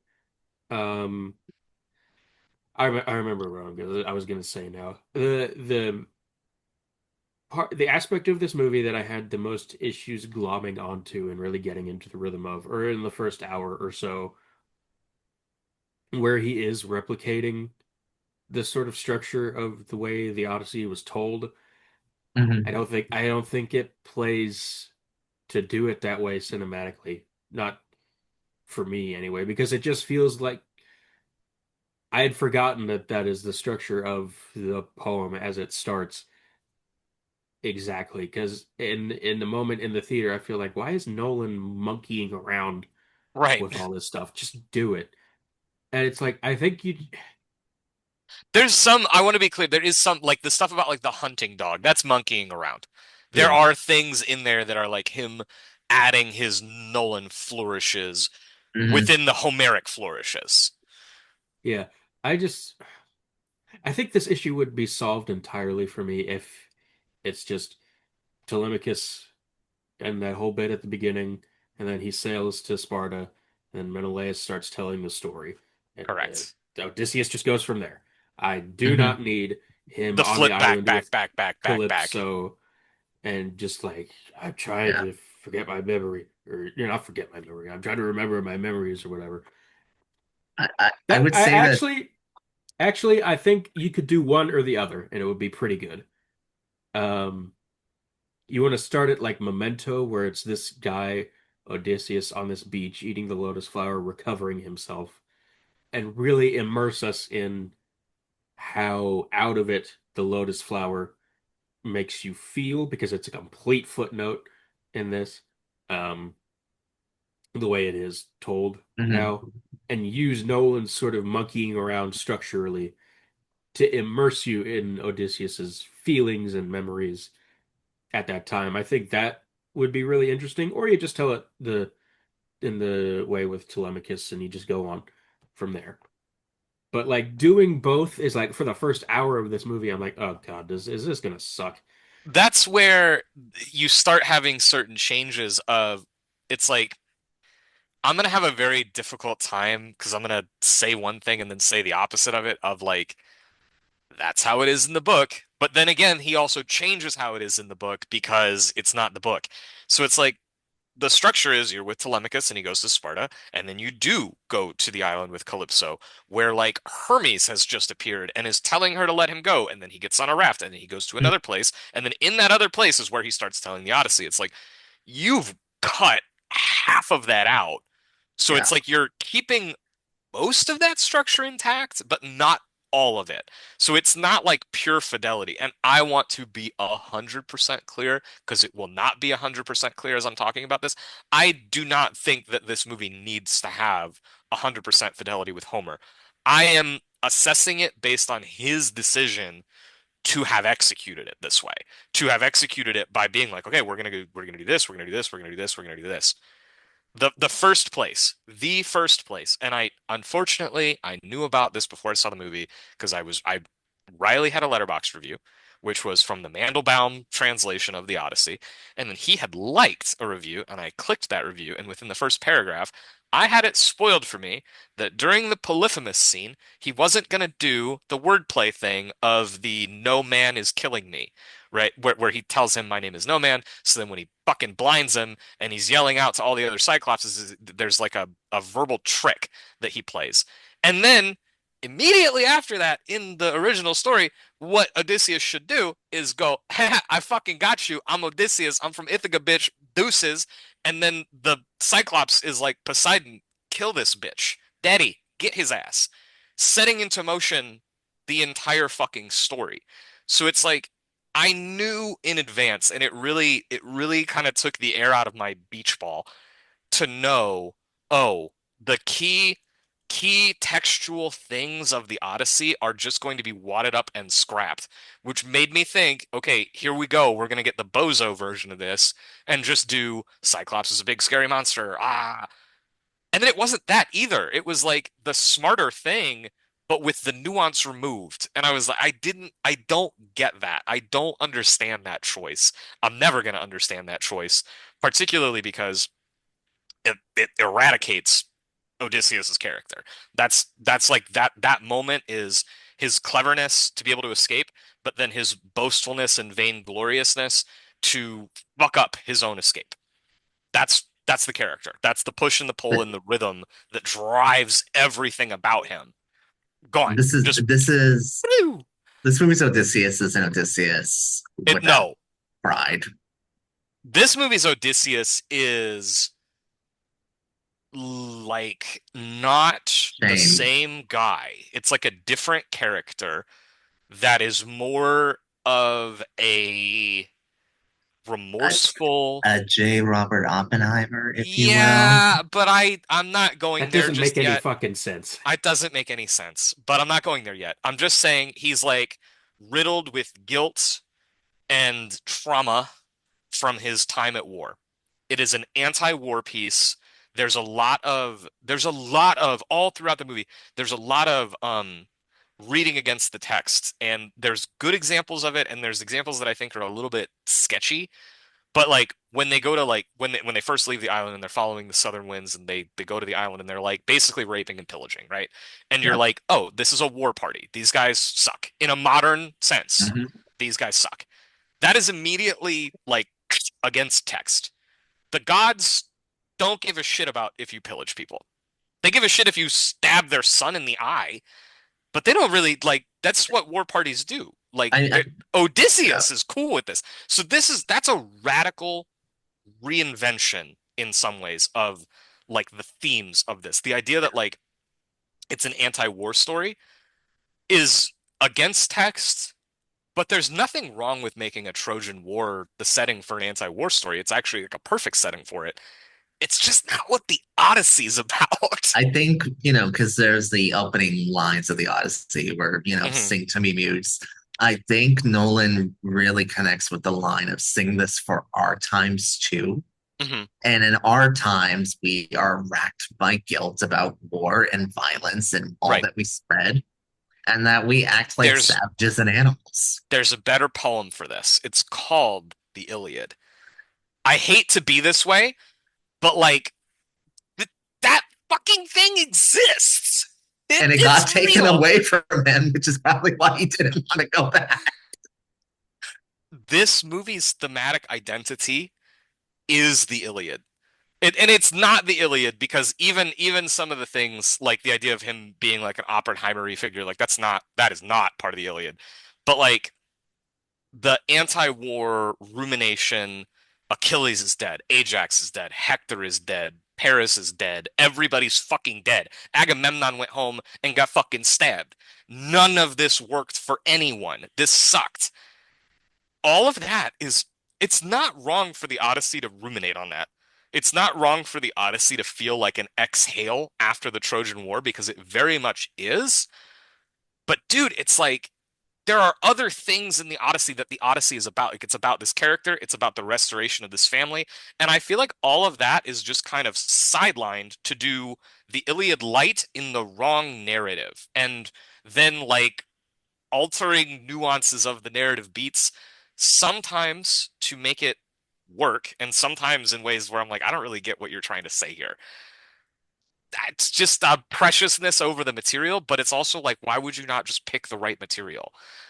It's right there. It's right there. The actual piece I started thinking about, this is my like take that I've workshopped, is if he had made Hecuba, which is a tragedy by Euripides about the Trojan women. You saw the movie with Kat Hepburn in it. That Very good, pretty good the movie. the meatiest, best stuff in this Odyssey movie that's like in that vein, um, is more akin to that. Like I really love the scene where you see Lupita Nyong'o as Clytemnestra, and she fucking stabs Agamemnon. That's from the Mhm. play Clytemnestra, which is from the Oresteia by Aeschylus. And that shit's awesome. Like, this is cool. Yeah. Where you have like the Aeschylus is who wrote that, but Euripides is who wrote Hecuba, and he's a much more modern writer than Homer is. Much more interested in the suffering of women, much more interested in like patriarchal violence as like an absolute evil. If you want to make like a modern for our times thing, you can go right there. Admittedly, who the fuck knows Hecuba like they know the That's Odyssey the in thing. They're terms not of going to the give him big movie $250 million for Hecuba. for Hecuba. They're probably not going to give it to him for the Iliad either, but it's a mismatch. It's a mismatch of text. Like the Odyssey is a story about how the Metis, which is like the skillful, cunning tactician that Odysseus is, has to be tempered with humility, or it will lead you to destruction. That doesn't have anything to do with the horse. The horse is not part of that. The horse that part's like been kind of itching me, especially because they put Athena right at the center of it. It's like this was her idea. She very much sanctioned this. This was her thing. She was like, "Cool, do it, And if you Odysseus." This is like the thing that she likes about Odysseus. This is and why if she you protects him. and if you want to get into the thing of Xenia being violated, Athena violating Xenia is an idea. It's very radical, but boy, you like if you're gonna go there, you gotta go there, man. You gotta make this Eh, movie about that. You gotta make Yeah, it about like the cruelty of the gods or whatever. But what would Xenia even mean if the gods aren't the gods? This movie's relationship with the divine is very confusing for me. I really didn't get it.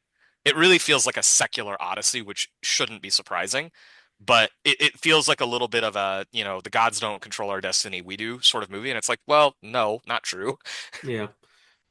It's The gods are still present. They're, They're you know, more primordial here. mhm. It's the sea, it's the sky, it's, It's time, the it's death. lightning during the finale. Right. We only have one personified god, and I would say that this movie very much questions that personification. Like it does not Mhm. really lead you to thinking, to Morgan's point about, a potential opening of like the lotus flower and immersing us more in Odysseus' headspace. This is far less theological and divine than the source material, and it's far more psychological.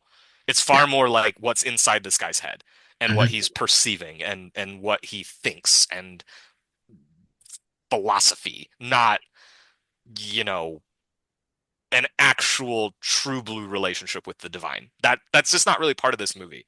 And that's gonna have a ceiling for me. Like that just we're no matter what, no matter how good this is, there's always gonna be some part of me that's like, wait, I don't get that. I don't know why you would make that choice here. This is the wrong source material to be doing that with. Although, I get it. If you do the Yeah. bozo thing, I kind of get it. Mhm. Because it is also this like extremely entertaining adventure narrative. Yeah. Circling back to the Cyclops set piece, Yeah, Nolan, when are you gonna make a horror film, buddy? Because like you would fucking knock it out of the park. I thought that would be more gruesome. I don't know if I was just building up my It expectations was too real. much. It was pretty gruesome The when like sound of it's pretty gruesome. the Like the like crunch, the crunch. blood dripping down the Cyclops's chin. Yeah. I'm being picky. I really liked that whole set piece and then the end of it not doing what I see as the entire I've point. never heard a scream like that in my entire life. Oh, when he gets stabbed. Yeah. Yeah. Ooh. I feel like we go right from that into, I don't have the word in front of me. I'm not gonna try to pronounce it. They go to the island of all the giants who are in the armor. The And I feel like that was like a little, Lysphagenarians or yeah, something. that's close. It's octogenarians. fucking Greek. Oh, Not trying to riff Greek off memory. I mean, I could pull it off the shelf, but I'm not gonna. Uh, I mean, and those are in the narrative of the Odyssey too. But that's like a very similar thing where it's like Mhm. giants. They fucked us up. They tore our ships up. Yeah. So those do feel a little. I don't know. I, I I don't feel like this I movie really. loved that the trees were like circling around and like changing their location to like try to trap them for the Yeah, giants just to stab them. I thought that was a really clever addition. I just feel like this movie did not delight in the set pieces the way that I would have maybe expected it to. Which is not, I don't think that that's like innately a problem. It's just I that think it's it not a salve. delights in one set piece at the end, but in a way that sort of makes it a double-edged sword. You're referring to the suitors? I'm referring to the Like the suitors. didn't really do a lot for me, but I think I was just kind of mentally checked out by that point, and a rewatch may make it better. It's all shot in such like close quarters, and it's like really like kinetic, and I hated the cross cutting up to the Telemachus fight where I'm like, dude, can we just do the scene? I was Well, a little frustrated by it. the Telemachus fight was okay. It was Yeah, yeah, payoff yeah. for the beginning. But the way that Where it's it's like, oh, Nolan you cross gotta cutting between the get two, vulnerable. yeah, yeah. Shouts to Leguizamo. He's really good in this. Leguizamo's fantastic in this. Really just a great cast from top to bottom. See, Samantha Moran, yeah, good. so good, See, that's another example of so like good. that scene was really, really sold, and I thought that it hit all the notes, and then it was also 5 minutes long because it's a short scene. I mean, it's a short scene in the Yeah. book too, and then they go to Mhm. Hades. It's like, yeah, okay, then we're done. And just like the effect of like her molding them like Yeah, clay that's into cool. the pigs was such a disgusting and like My but like favorite part of that so scene brilliant. actually is just the acting of the crew while they're eating the stew, and they're all like, "Grrr," and like forcing themselves to like choke it down, but you can tell that It they're was like fighting it. real. It was real Spirited Away for a moment. Totally. Yeah. Yeah, totally. Which, wonder where he got that notion from. Um, The scene right at, I'm sorry, Morgan, you should go. yeah, I'm so of two minds about the movie I'm more where like it's a like I four, but yeah, I hear you. yeah, I just want more from almost every aspect of it, except for the final hour, which I think is absolutely aces and among his best moments. Um, The the the the best sequence in the movie is Tiresias's Yes. prophecy and all that That when is he's also the best moment of the Odyssey. Like it's just the coolest fucking thing that happens in the whole thing. he's communing with the dead. And it's like Elliot Page, so good. gold star. I just Amazing. this is my thing with so much of Nolan and here. It's like I respect how much you want to keep this grounded, but this is the Odyssey. Yeah. Can you spice it up a little? Like it's very cool that it's all muted and black and James Remar is popping out of the ground. But it's like I don't know, just Drinking the like blood. this is like the mouth of hell, and you're on a beach. I wouldn't change anything in that sequence, but I think if you made the rest of the movie a little bit more bright and Yeah, colorful, that it's drabness would have a stronger effect. I yeah, love the imagery there. It's so fucking desolate and rotted. I mean, this is a movie that takes place after the end of the world, in a sense. I think this scene, and particularly Paige's bit in it, where the character is like, the fuck is that going to do to comfort me, bro? That whole thing is the place where the new theming, which is anti-war, burdened with guilt, look at all these fucking lives that we lost for no reason at all. That scene is the part where that theme works the best, comes into focus the strongest, and works. What's interesting is it is my favorite scene in the Odyssey. In the Odyssey, it's a wildly different scene. In the Odyssey, what Odysseus does, and it's actually a part where the book, the poem, is doing things that Nolan does throughout the movie because he meets all the different women of like the wives and the mothers of like big heroes who are like, yeah, he won glory and then died. Yeah, he won glory and then did this and a terrible fucking thing happened. So Odysseus is literally going through all these different like mourning people of different legends, and then he meets, or he doesn't meet because he knows them, but like Achilles and Ajax, and he even sees his mother at one point. He does see Agamemnon as he does in the movie. And what's Mhm. happening is that Odysseus, the brain character, the thinking guy, is like learning from the mistakes of all these different people and like codifying them and like getting his wisdom up. That's not really what's happening in the Nolan movie. What's happening in the Nolan movie is he's like confronting his own misdoings and like the generalized evil of war and like the stupidity of ever having followed Agamemnon. Wildly different, but that's the Mhm. one scene where I'm like, I like it here. It's coming together in that moment very strongly. And it reminds me a lot of the sequence in Dreams where the soldier sees his whole platoon march out of the little ghost bridge and then like sends them back Yeah, off into the underworld. absolutely. And that's a similar, World War II, Japan, the guilt, Hmm. the shame. Yeah. I did think of Kurosawa during this movie a little bit. I honestly thought it ran a lot, Yeah, Ran is, yeah, yes, yeah, for sure. which would explain why I love this so much. sure, sure. Pageantry. Wouldn't have hurt to have a little bit of color. But Yeah, it's a lot of like There's boat color. ocean. It's a lot of like boat ocean leather. There's a lot of color and then Scylla's like gray. I liked the look of Scylla. It's It's like not. some demented like worm rock It's like a monster. mollusk. Why is it a mollusk? What's happening Because here, why dude? not? They built It up that shit so much too, because it's there, and they're like, it's the crazy alleyway where the fucking Scylla. Oh, okay. Oh, is that all right? looked really strange and unnatural, which I thought was the main thing of what a monster should be. Yeah, it's just a lot of gray. Just the movie's a lot of. Even the Cyclops is gray. The armored guys are gray. This thing is Cyclops looked gray. great. Yeah.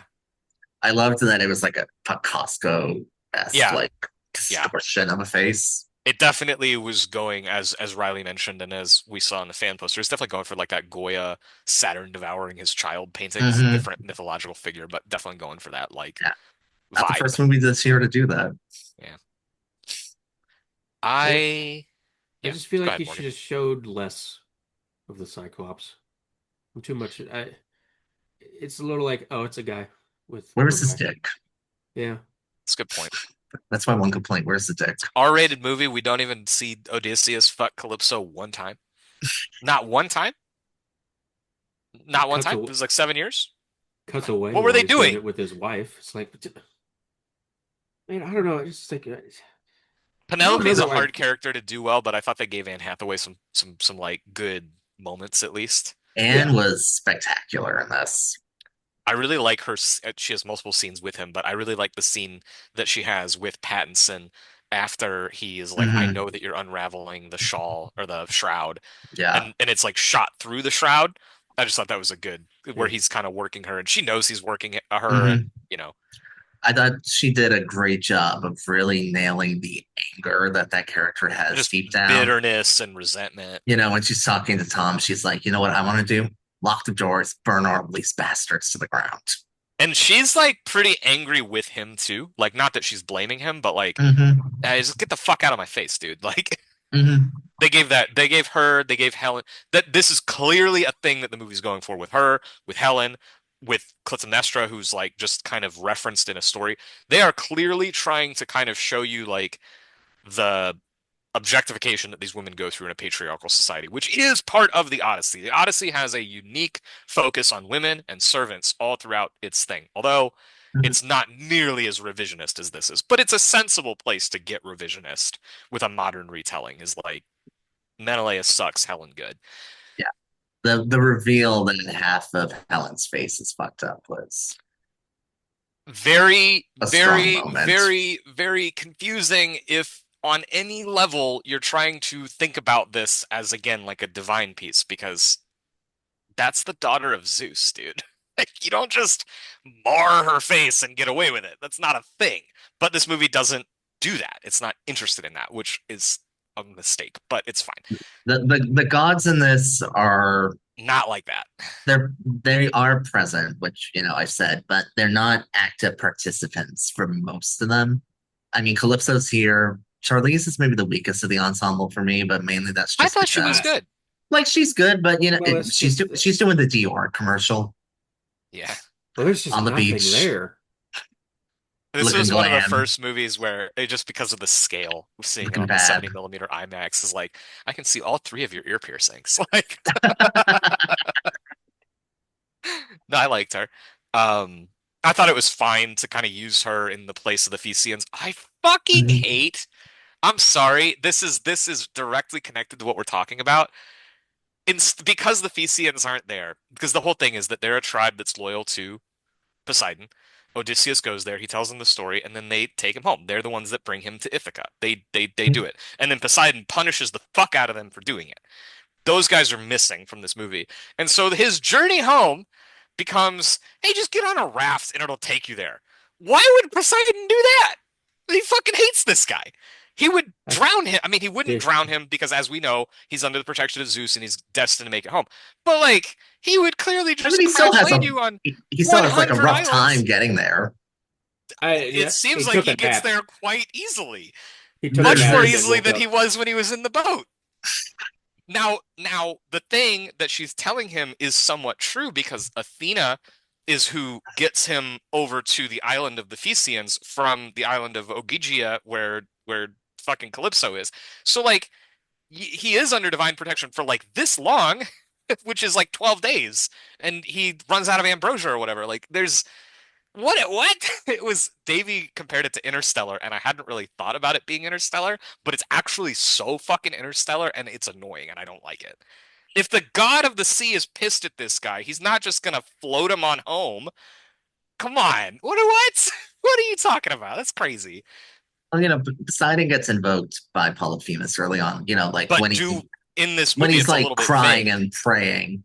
So But in like this you movie have it's to a little bit listen vague because if they're you like, even oh know. shit, the guy can like talk. They're like, oh shit, he can speak. Yeah, Why isn't Odysseus he is supposed to have a speaking? fucking conversation with him. How dare you It's stop like it? Polyphemus doesn't know who this motherfucker is. How's he Correct. gonna? He Is doesn't he know who just he like is because the whole thing is that he lies about his identity and then reveals it to him as he's leaving. so? Is it all of a sudden it's good enough for Polyphemus to go, "Daddy, curse this bitch"? But I It's like think that Matt okay, Damon in the movie, in his dialogue, casts some doubt on whether or not that's true. He's like, the crew came to believe that every storm, every bad thing was the gods. But then also, to be clear, when they eat the cattle of Helios, who they call Apollo at one point, and I don't want to say that that like soured me, but it did. I was like, wait, what? It's not fucking Apollo. It's not Apollo. It's the sun god. It's Helios. What are you None of doing? these people are real. There are no Greek gods. But they are yeah, real but in this story. They you get know, fucking punished I for mean, eating they're those real in this cattle. story, but it's like, yeah, They but Darth eat the Vader's cattle and name they get is punished, Darth right? Vader. His you don't call him yeah, Darth Jim. The Agamemnon dressing as Darth Vader was such a brilliant move, and I love that you never see Benny's face. I The really like that he was the one that when gets anointed. I was like, they have to anoint somebody in this movie, and it was him. I was like, okay, good. From when behind or whatever. when in the sacking of Troy sequence when they drop the Yeah. fire over there and then the gates open up and it's And just it's just him Uh, him, and then flying. everybody rushes. yeah, He's like, ooh, ooh, that 10 tickles my years of brain. rage in a single night. Yeah, shit's awesome. Should have Ooh. made an Iliad movie. Yeah, he Line goes should have fucking fucking. Uh, hard. It's annoying. It's just like it's. We're just gonna do young Sheldon. Big Bang Theory never existed. What? That'd probably be better for the culture, honestly. Well, can't have I it all. think that when you look at the Helios sequence, he is warned by the prophet Tiresias, if you eat the sun god's cattle, they will all die. You will be punished by Zeus. You will be punished and all that shit, right? And that comes to pass. Mhm. That is the movie's clearest depiction that if you piss off a god, the god will punish you. You will suffer for it. And it's the only one. I mean, it's the only one that's that crystal clear because the Poseidon stuff, they cast this doubt on like whether or not he really is hassling their trip or whether or not he really is after Odysseus, which I there's a way to conceive of the Odyssey, which is it's Poseidon and it's Athena. Poseidon representing, of course, the ocean, the sea, the wind, earthquakes, but it's like this like raw fucking power, the power of the earth trying to keep you from getting home along a long journey, versus Athena, the wiles, the wits, the strategy, and the wisdom to be able to overcome it. And that's the narrative, right? It's using our wiles and wits to be able to do this. But of course, the wiles and wits also kind of lead us astray and do these other things.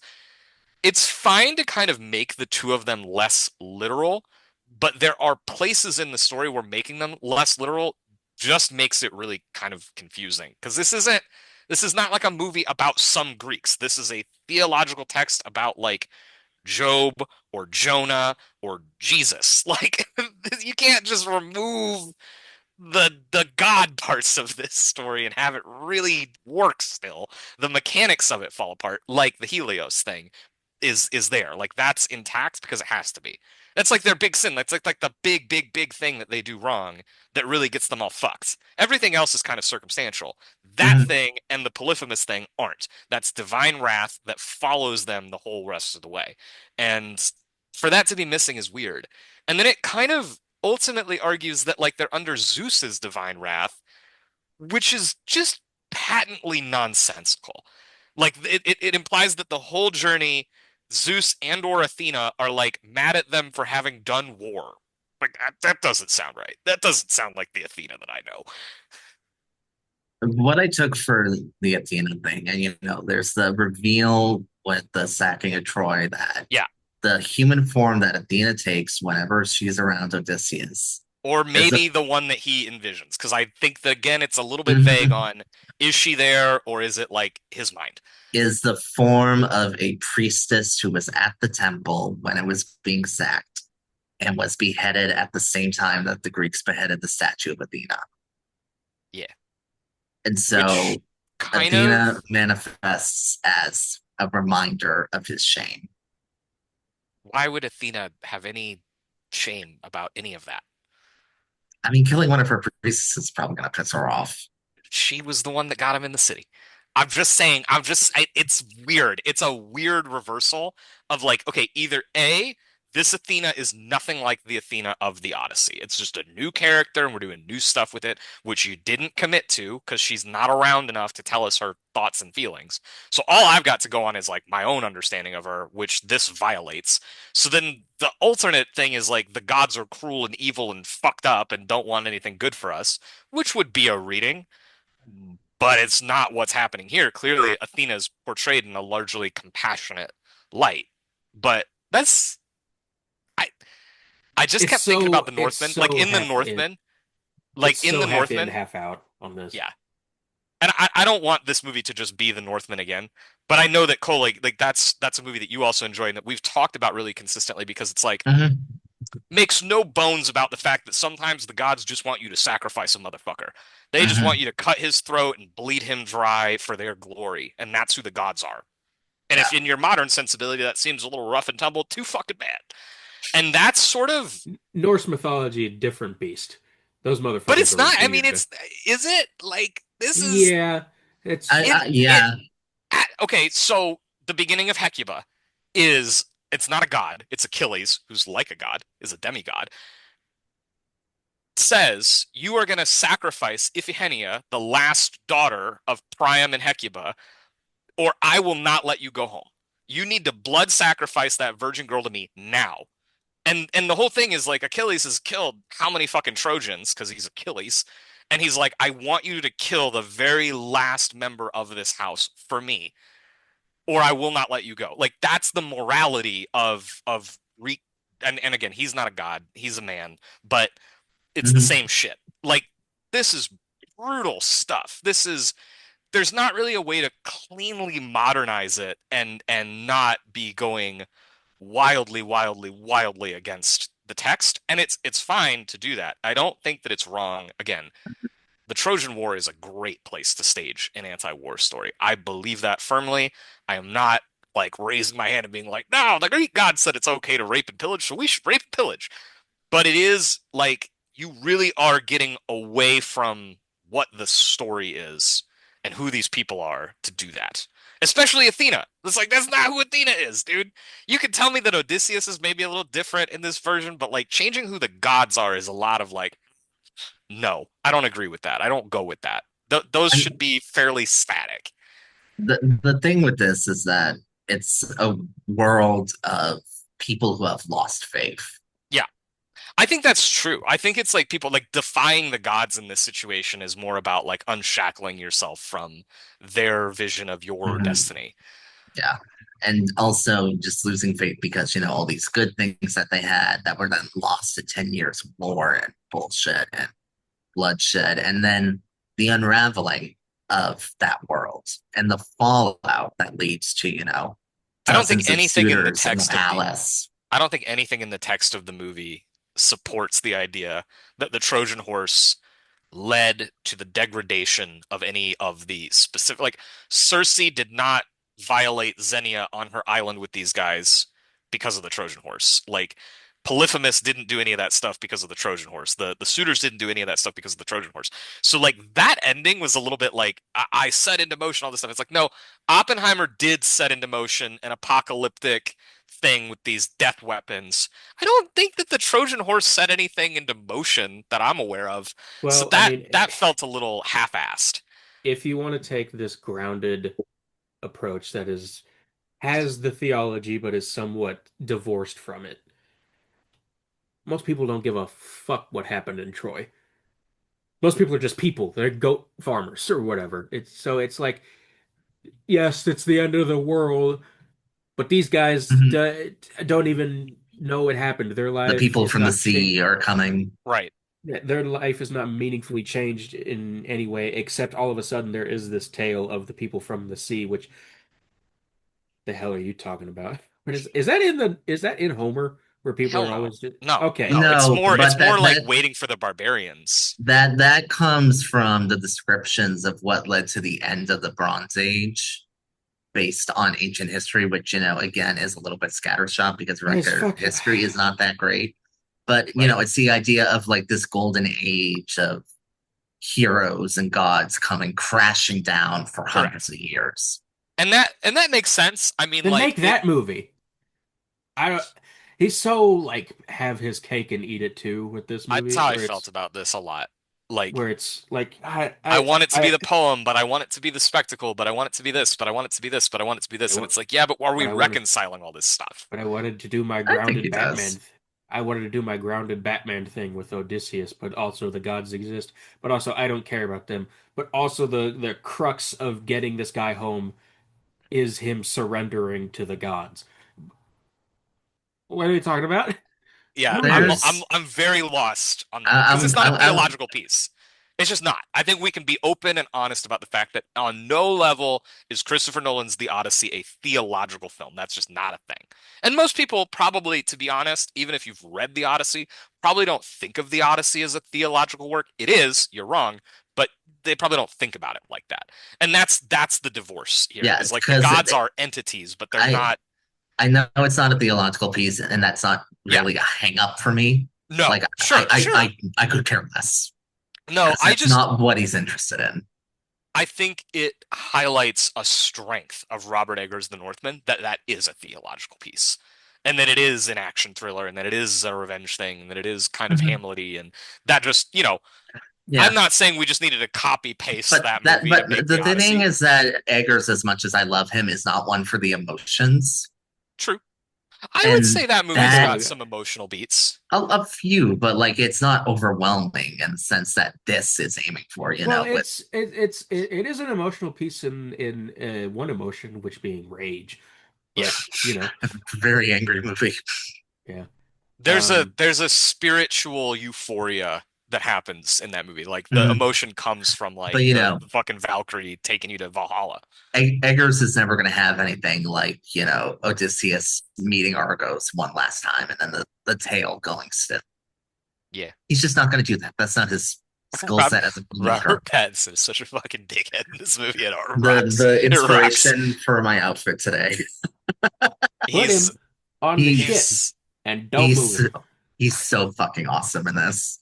really, He's really such funny. a sniveling little bastard, Yeah. just him. It hamming it up cuts every single time, it cuts to him, I think, at least six times during the hiding behind the pillar, duration being of like, saying, "Grab "Get the that, get spears!" the."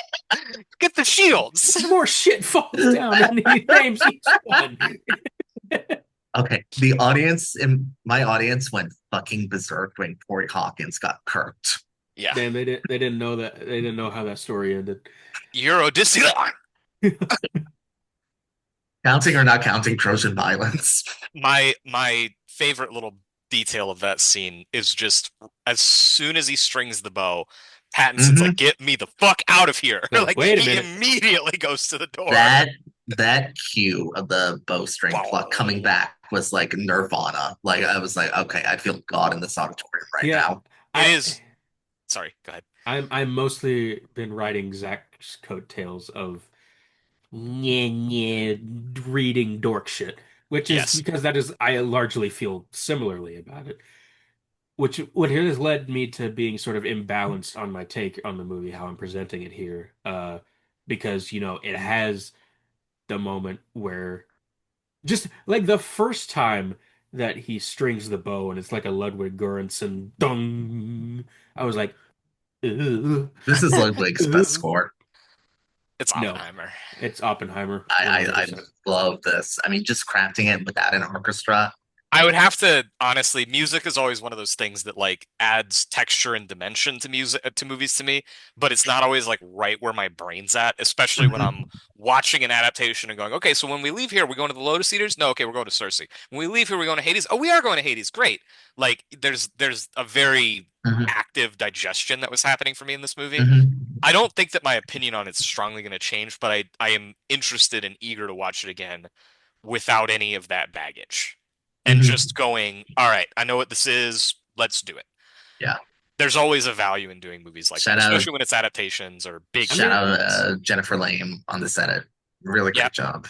I there's a lot of Nolan-y cross-cutting stuff. I don't blame her, but there's a lot of structural things where I'm like, I would have done this less. there's specifically dialogue scenes been with Antinous and Telemachus in the beginning where it's just like bouncing back and forth so often. It's like stop that. Stop that Mm. right now. Just film a dialogue sequence, you weirdo. Yeah, I don't get as much out of like the clockwork speed Nolan stuff here. But I Yeah, don't I don't hate it. It's not like I think it's a bad thing. It's definitely Mhm. like a pretty zinger, zippy 3 hour blockbuster. I, It it, Yeah. mo it moves, and I'm usually a fan of that. Yeah, this moves like lightning. Yeah, it's yeah. quick. But to get, I mean, it moves great. Everything costume design has been like this is. It was such a non-argument from the costume No, yeah, designers. the Oh costume yeah, people are like stupid. Like, yeah, sorry, I it would mean, look dumb as fuck. I'm sorry. well, there's like Hellenic armor that I think would actually look fucking hard in movies, like true blue, Sure. like what Achilles would be wearing. But I don't have any issue with the fucking like Trojan Spartan looking. I thought the Trojan unis were Oh, sick. Like Because they the look like kind of like clay helmet thing. yeah, yeah. like paper Woo! mache almost. Like it looks really Woo! The white interesting. capes. Ooh, You that made was all you clean. you made all of this and you didn't make an Iliad movie. You're stupid. Fucking Um, idiot. Why? Why? Why? You don't want to um, do Achilles and Prime? Why? it made $1 billion off of a Robert Oppenheimer biopic, and it won Best Picture and Best Director. Make And this two will movies. be a repeat of that situation, honestly, I think. Yeah, props. This is gonna hit a billion. I'm really curious Oh, how it'll hit a people are billion, going yeah. to This is respond. gonna win picture. It's probably gonna win director. I want to I hear think some I I want think to if hear some there's normies any talk about this excuse, movie. yeah, I think if there's any excuse the Academy has to not give it Best Picture, they'll go with something else. Because I mean, they won't want to give it to him again. It's just like they've repeated themselves with the sword and sandals thing. Yeah, but I mean that didn't stop David Lean from picking up for Lawrence of Arabia after Bridge on the River Kwai. Well, it's because it's Lawrence of fucking Arabia, Cole. It's not like, come on. I mean, this isn't Lawrence of Arabia, but like I'm just saying in terms of trajectory, like just Yeah, mapping out history. Nolan is way too afraid of wide shots for this to be Lawrence of Arabia. yeah. I'm One of the just saying, reasons why like in Oppenheimer terms of works so fucking career well similarity. One of the reasons why Oppenheimer works so well is because it's a movie of faces. It's like conversations and people in history, so he can just do the whole thing as like the Passion of Joan of Arc ass photo montage of like people's faces and close up, and he's like, oh, the fucking horrors, and just blah, blah, blah, blah, and formally it all comes together. This, as soon as he starts doing action set pieces, He's just never I've heard figured a it lot. out. I've heard a lot of praise for that last hour, and I don't think it's because the last hour of the movie is bad. I want to be very clear. It's not because I think it's inept. It's I just he was doing okay. This is a Stanley Kubrick fucking guy here. You watch Stanley Kubrick, Doctor Strangelove. They do the bomb run, and the bomb run is like very tick, tick, tick, piece, piece, piece. 1 second, 2 second, 3 second. Like it's mechanical that way. And Chris is also mechanical that way. But I was just so bored. I just was I was not really. I was locked in. Oh man, I Like think just the that build up to Now that was that's when fantastic. the that is when the movie locked me in fully. the I was like thematically, the first hour I was like, eh. The second hour was like, okay, we're just hitting the beats here, but it's good. And then the third Hmm. hour is like feels like the movie he wanted to make the entire time. Like that's Hmm. when the emotions of it really begin to sing for So me. we have all this stuff about like how it's not theological and the gods, and it's like a new set of themes. But then the ending is like the exact same. Like the ending is still book side, poem side. Athena is like Odysseus, Telemachus, you boys are gonna get together and you're gonna slaughter these motherfuckers. You're gonna kill every last one of them. That guy that's been nice, fuck him, kill him. Like that's the ending. It is a slaughter. It's something that doesn't really make sense if you don't also have the theological build-up value system of the Xenia and how these guys have been breaking the Xenia Yeah, and but we're putting the scales right. So the ending is the same. not quite. There is one crucial little difference. The stupid ass part where he went through all of this and then left his home so that his son could fucking defend it against who knows what. The exile, exactly. That's so stupid. He I takes hate it. exile. It's you It know, is the ending of Resurrection. you mentioned Tolkien earlier, I did. It is and similar to that. Yep. this Can't He's final can't bit, he's who says you literally can't like, go home? we're going into th- the West. this final bit is basically the scouring of the Shire. Yeah. The Yes. Yeah, violence finally comes home, and it's the double-edged sword of, yes, he has to take his wife back and bring some semblance of peace to his home, but he has also violated the peace of that home, which was already violated. But he is now maiming Ithaca with his violence, and because of that, he No. has to leave. That's that's no. thin, That's not right.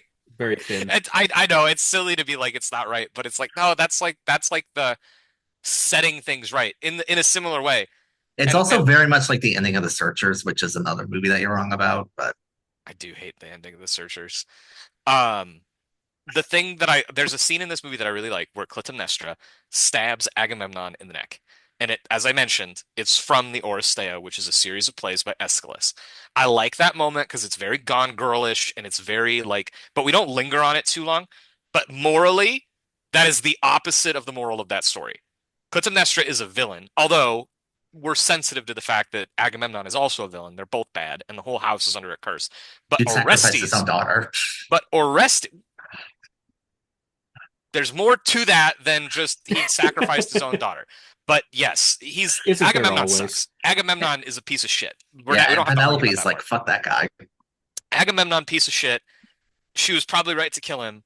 But the hero of that is Orestes because he avenges his father and kills his mother, who is a daughter of Zeus, but she had to die because of the fucking. It's like there's just like you're twisting around the morality of these things in a way that like is thoughtful and modern, but also just doesn't really work. I don't know. It's I just like not this better than enough. I like the yeah, I think that's right. I like it more than I liked the Return, which has a similar thing, but is obviously like purely Ithaca. You don't have any of the rest of it. It's just Ray Fiennes comes back old, fucking busted, broken down, and he's like, fuck, my life has been a waste. He's old and broken and busted down, but impossibly yoked It's at just the same time. ripped as fuck. All right. I never saw that movie, but It's I've solid. Yeah, saw the it's Good good. movie. screenshots and it was like, just when did this dude become a mammoth? What? It's like J.K. Simmons build, Yeah. yoked Uh, grandpa. why would Jim Gordon ever be that yoked, JK? Well, he was doing Hey, a training for Red One. That's none of my concern. I Santa notoriously ripped guy, Yeah, notorious for his excellent physique, yeah, and I've is always Santa said that. Claus. Um, yeah, it's so much and not enough at the same time. But as a experience, as a crowd pleaser, it goes over like money. It's Mhm. just I'm I was too. too in my own head to assess the audience and just how people were responding. They seemed buzzy by the end. They definitely had a similar reaction to like Corey Hawkins getting necked. The fucking he puts the lot in Robert Pattinson's mouth, and I was like, yeah, Yeah, that's That fucking was sick, good. bro.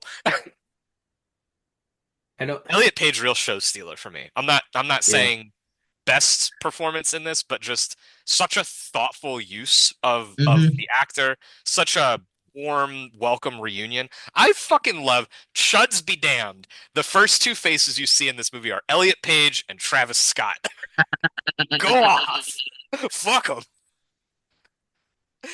They're just mad as fuck. They should have made Athena third face. Zendaya, let's go. Yeah. Um. Die mad. Yeah. It's, oh God, it's so stupid. Pretending that Uwe Boll is a good filmmaker is the stupidest thing these people have ever done. Fucking cope, seethe, and cope. And it Uh, fucking it's not worth getting into. Um. No, they're fucking idiots. no, it's not. Yeah. They have completely lost. As much as I certainly come off like a textual purist and annoying probably to some, although you should trust that I am the most disappointed person that I don't like this. However annoyed at me you might be, I'm more annoyed. Um, like it's completely ridiculous to get into any of that. The one that got me even more, I mean, this shouldn't get me more than the casting because the casting is like real actual people, and this other thing is just kind of stupid. But people were like, "Oh, it's got the modern dialect." Just shut the fuck up. How were they supposed to be talking in Greek? Did you want them to be talking in Greek? Did you want them to be singing songs and in poetry? No, you didn't, because you haven't even fucking read it. Shut up. I Shut thought the fuck the up. I thought the dialogue was fine. Like even the use of Yeah. mom and dad didn't really bother me. No, I thought the dad thing maybe once or twice. You know, one of the most modern ass lines is from Elliot Page, where he turns around and goes, and you can add some more stuff, but it's just kind of like a funny, charming little line. Didn't bother Yeah, me at all. I yeah, it was just, a who really sweet cares? moment Yeah. that like adds to the pain of that character being Yeah, betrayed. yeah, it just feels human.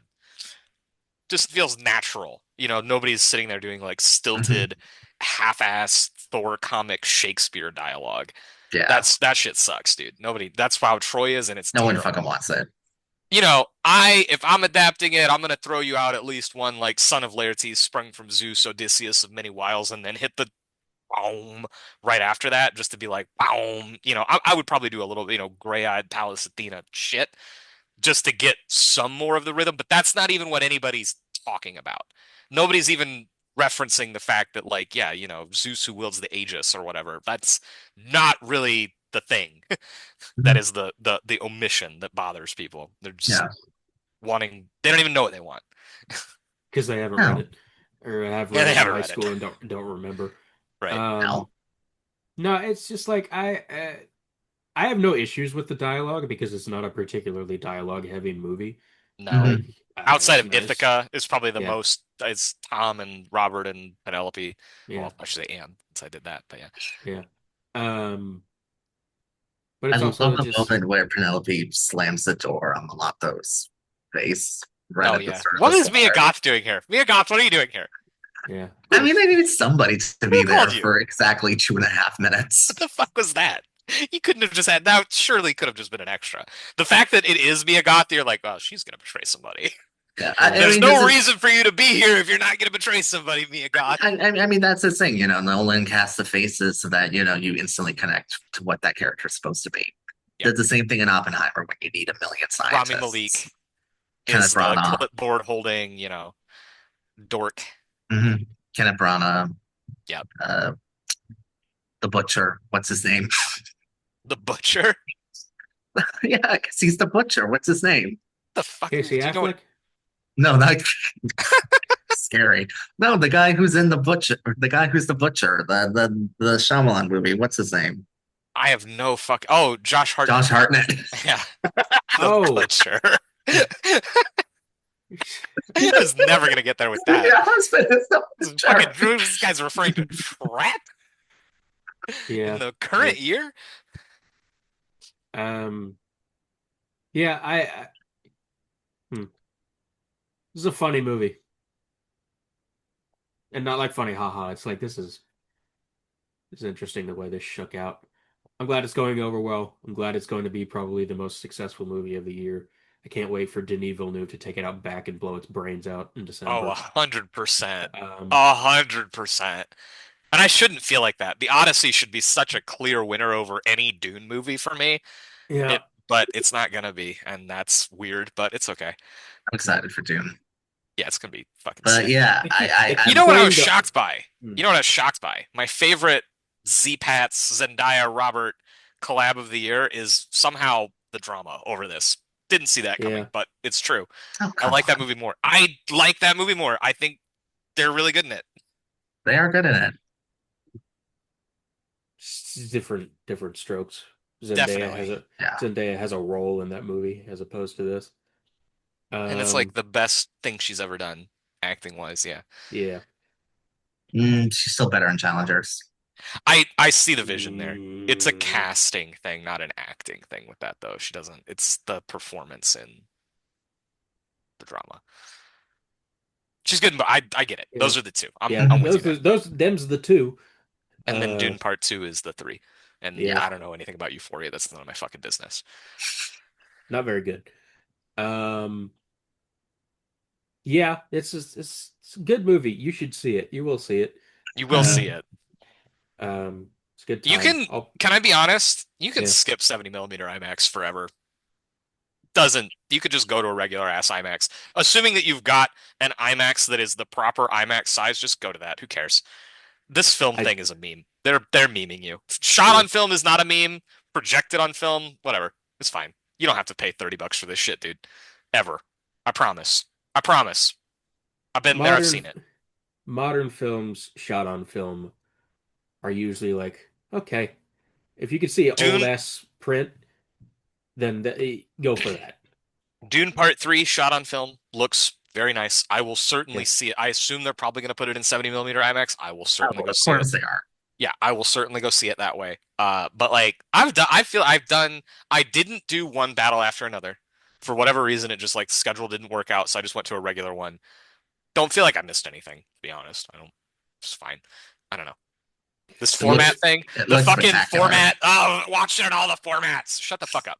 This was annoying with Oppenheimer. It was annoying with Tenet, and it's annoying now.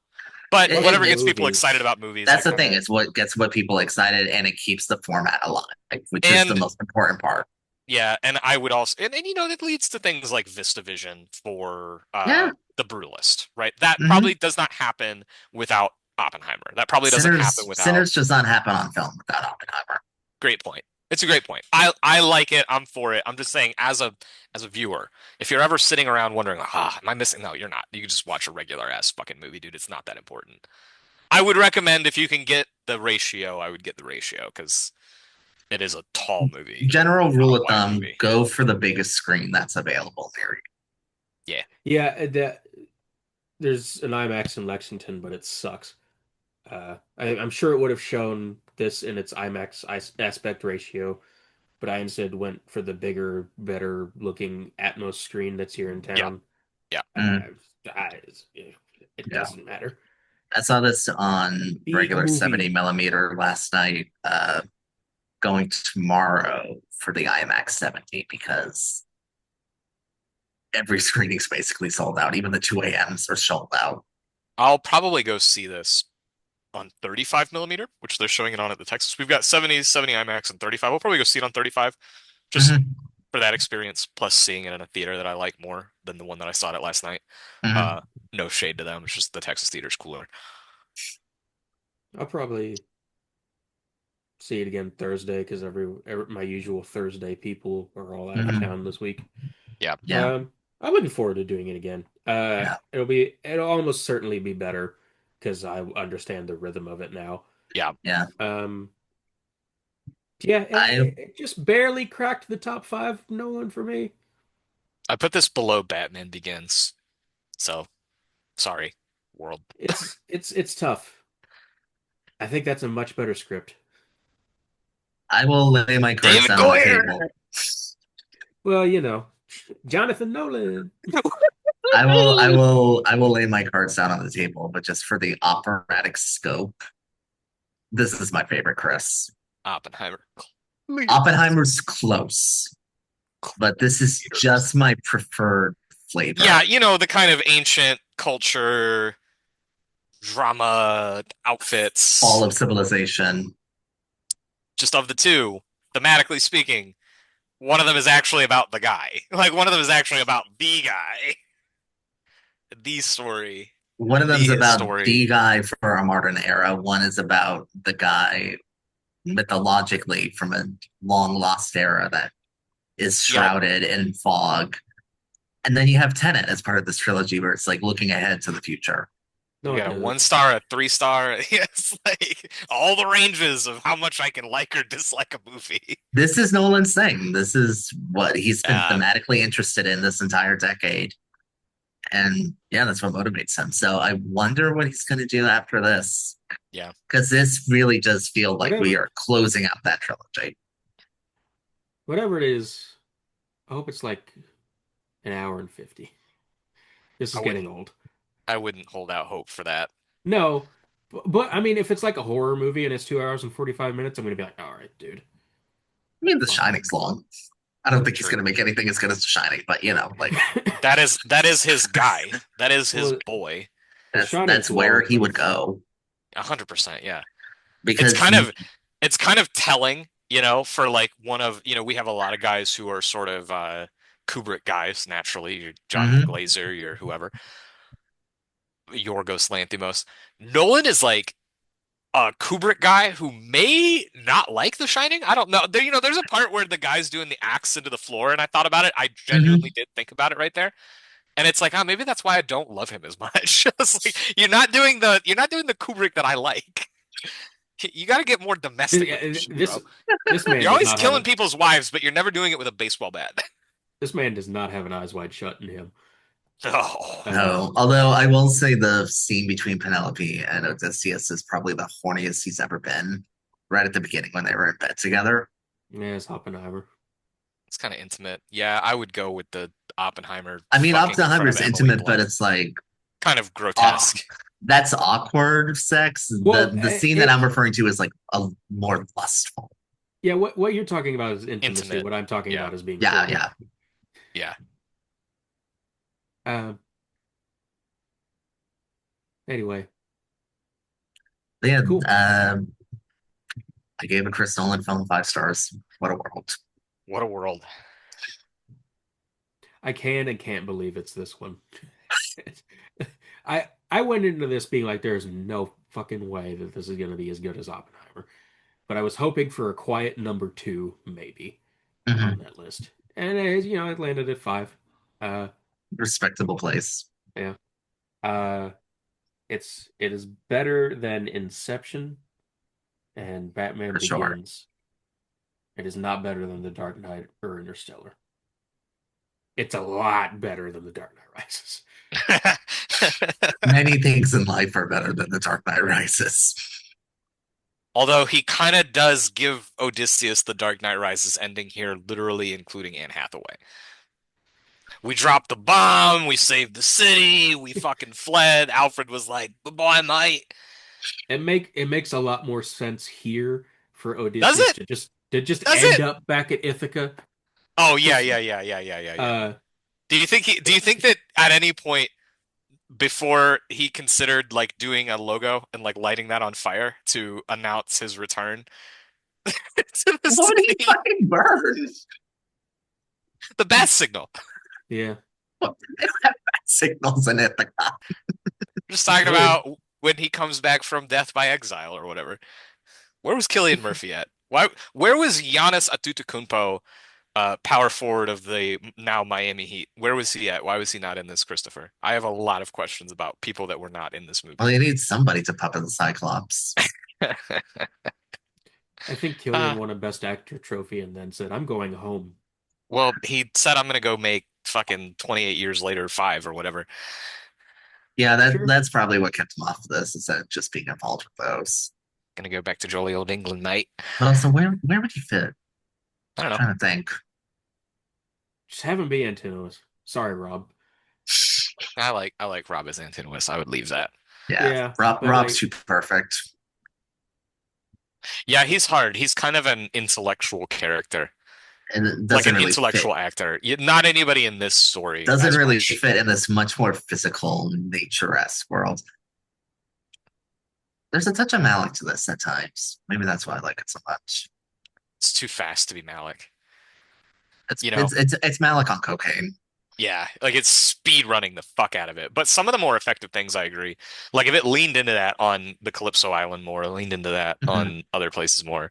I was thinking about how, so okay, you have like Poseidon as this like primordial thing, but there's never a point where the movie is just like strands your ass out on the water and just makes you deal with being out on the water for 10, 15 minutes at a time. You know, Yeah, Mhm. we're always moving and moving and moving. And that's how the poem is. I get that. But if you want to kind of do something with it, you know, just a little bit more of that sensory, I'm stuck, man. Fuck. Ah.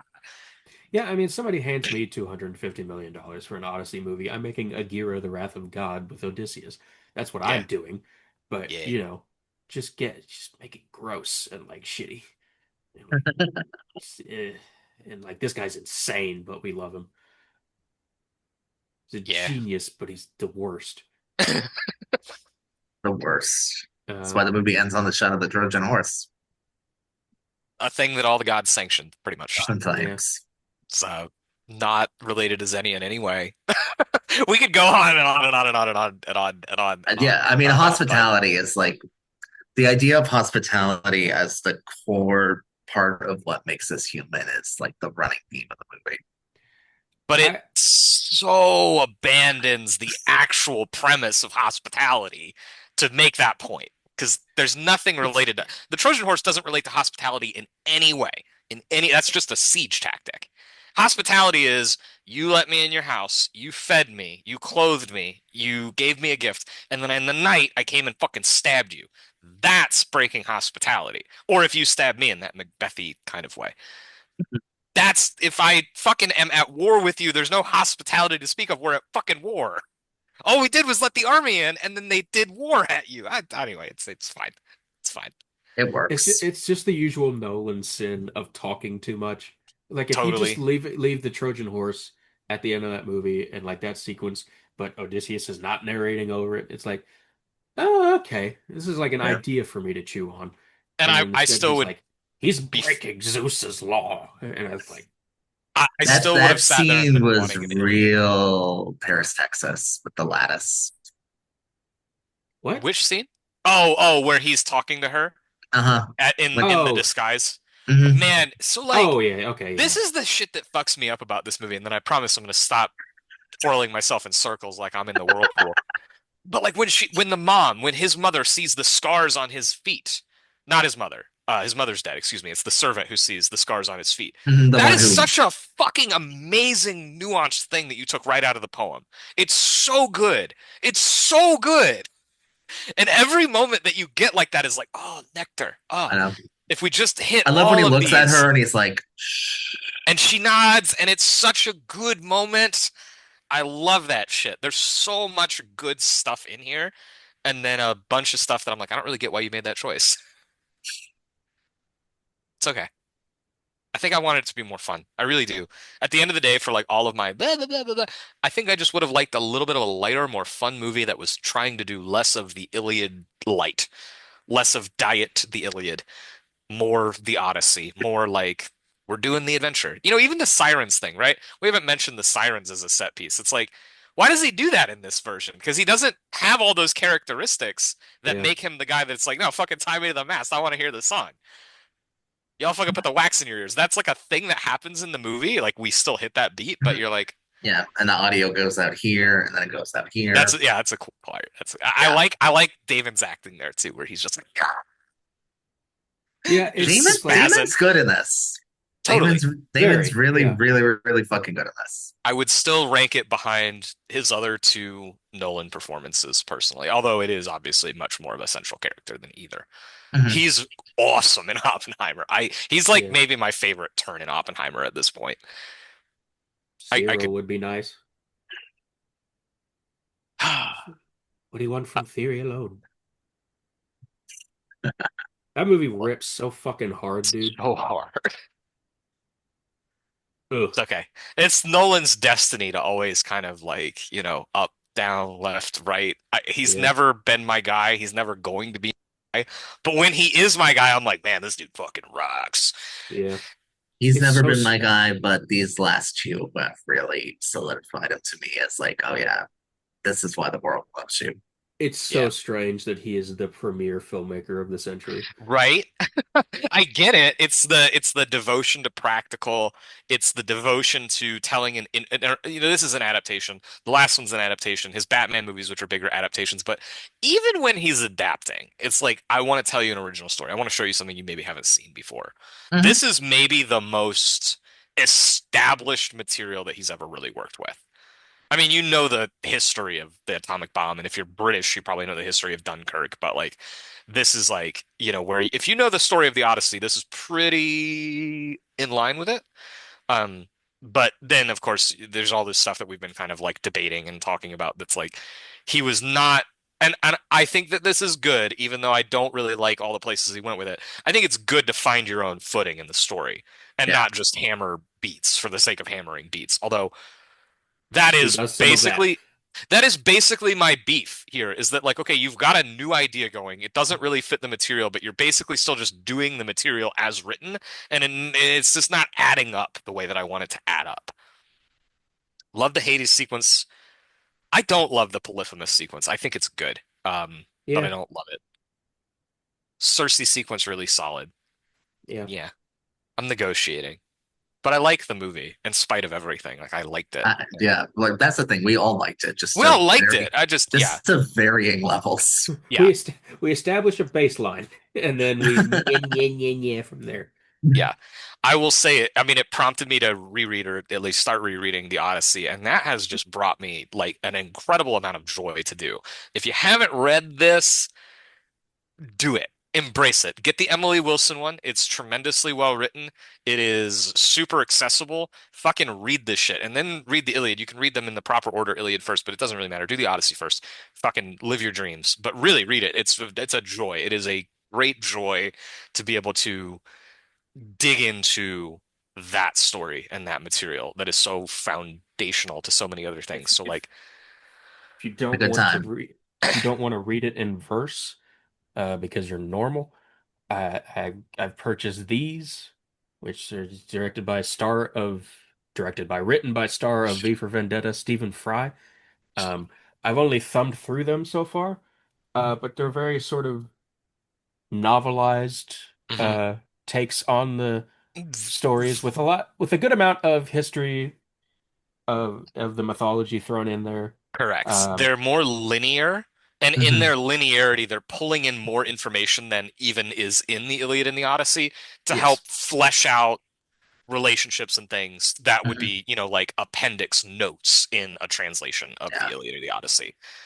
And if you're like me and you don't have a ton of time to, read, Yeah. pick up an this, audiobook. I this mean, is how the It is story was told in the first place. it yeah, is the best book to do as an audiobook, probably yeah. ever. Just the Dude, most appropriate. listen to Ian McKellen's Spin Gold for 13 hours. Yeah. Good stuff. Love me some Homer. I'm almost certainly, whatever the fuck else I was gonna read, I'm almost certainly gonna go read the Iliad. Like, Yeah. there's almost no way I'm gonna get out of this one. And then I'll be sad because there's not even an Iliad movie half as good as this Odyssey movie, Was which Homer a is real person? Or is it like a collective or like, it's disputed what it both of them are believed to have been written by a single person, meaning the Odyssey was written by a single person and the Iliad was written by a single person. It's disputed whether the two things were actually written by the same guy, but in general they just consolidate it into Homer. But yes, Mhm, it is believed that like there was like a single author of each. But I think it's honestly more or less accepted at this point that they were not the same guy. They were not written by the same person, mhm. the two of them. But And they then are just 100% like locked into each other as twin pieces. Literally, they could have been written by 10 people each and they still fit mhm, together like perfect puzzle pieces. So, yeah. love it. Yeah, it's I'm gonna be thinking about the Dunkirk guys Troy movie for the rest of my I life. know. I know. You guys have Um, to I take it know. up with the studio. I know. It's I'll so I brutal. will. It's so brutal. We could have had it You all live out there. rolling in the Surely you have deep. some numbers, some Yeah. emails. Everybody knows everybody out there. That's true, but like, and you know what? Maybe this does inspire a new wave. a Sword and Sand Olympics. I have to think that it I would. mean, we're getting some Oppenheimer slop, so Right, yeah. right, right, right. Yeah, I have to think that it would, especially again, like when you take a look at the Northman, Nosferatu, Werewolf. Like we've literally got this other guy at the same studio ripping off these like historically rooted, mythological, fantastical horror Hmm. movies in Robert Eggers. The Yeah, mythic scope of stuff like Dune or even Avatar. Avatar has its own mythology. It's not yeah. like crazy deep, but it's there. Hmm. So, I think that there's definitely a hunger for this stuff. I mean, at the end of the day, let's just, you could fast forward through this whole episode and say, like, look, whatever the fuck this is, we are so goddamn starved for fantasy action movies that I will take any guy with any sword fighting anything, not you, He-Man, but, you know, Yeah, that's not a real good. guy. That was Yeah, so bad, It's 2 hours and 20 minutes long. and it Jared felt like Leto. twice that. Why was What Jared is the Leto matter not in with the you? Odyssey as a suitor, just like gets fucking stabbed? We don't need to look at Jared Leto's face anymore, which is what You're right. He-Man understood. He's also the best That part of that movie, so I really don't know how to feel. Yeah, it's strange. that guy Travis Knight is directing two movies this year. One was that, and the other is Wildwood from Lycan, Which, Yeah. which which looks amazing. would not be surprised if that's my favorite movie of the year when all is said and done. So, Yeah, he's Kubo and the Two Strings, right? yes, Mhm. Yeah, and that's a banger. And Bumblebee. yeah, Bumblebee. Yeah, Not a banger, but that's okay. It's like the best Transformers movie. that's Of the Tough. live action shits, that's like being the best sandwich at Arby's. Arby's is Shut up better than about Arby's. Transformers. Lay off. All right. Well, this has been fun. We didn't fight quite as much as I thought, so we might have to do that and then, I don't know, come up with Oh, no, something. This we ne we we never we we it never helps. genuinely It's fight. true. It helps that it helps that even I and all of my nitpicky meh, meh, is still largely positive and was eager for this Yeah, and like and like I knew that was coming just because oh you know, yeah, of God course. bless you, you are the book nerd in my life. Even if I had loved this movie, I still would have had copious notes. Hmm. But I would have been more like, oh yeah, but this thing and this thing and this thing. Anyway, shouts to Elliot Page. Yeah, Yeah. but yeah, no, I love this. It's my favorite Nolan. Make of that what you will. It'll be interesting to see where, when, why, and how he goes from here. If we ever want to have an episode where we just have a fight, we got to do like The Matrix or go back to Lord of the Rings or just anything that makes us go, Godzilla minus one might get me in my yeah, hackles a little bit. just anything that will make us instinctually go, you're wrong and you're stupid, Yeah. which there's some of that flying around between the three of us. Aliens. Ugh. Yeah, Aliens would be a good one. They're playing that on 70 Oh, here. I might yeah, go. nice. Yeah. Yeah, because they're doing the 70 millimeter Ultra Fest Okay. at the American Cinematheque. And I didn't mention this earlier, but I saw a archival print of Sleeping Beauty, Ah, which was oh, spectacular. yeah. Gorgeous. It was like seeing it for the first time. Level of Yeah. detail. Holy Yeah. shit. And then appropriately for this movie, I saw a 70 millimeter print of 2001, A Space Odyssey, Ah, yeah. which was an existential, terrifying experience. Pretty decent movie. What a Pretty good. what a banger. Pretty I good.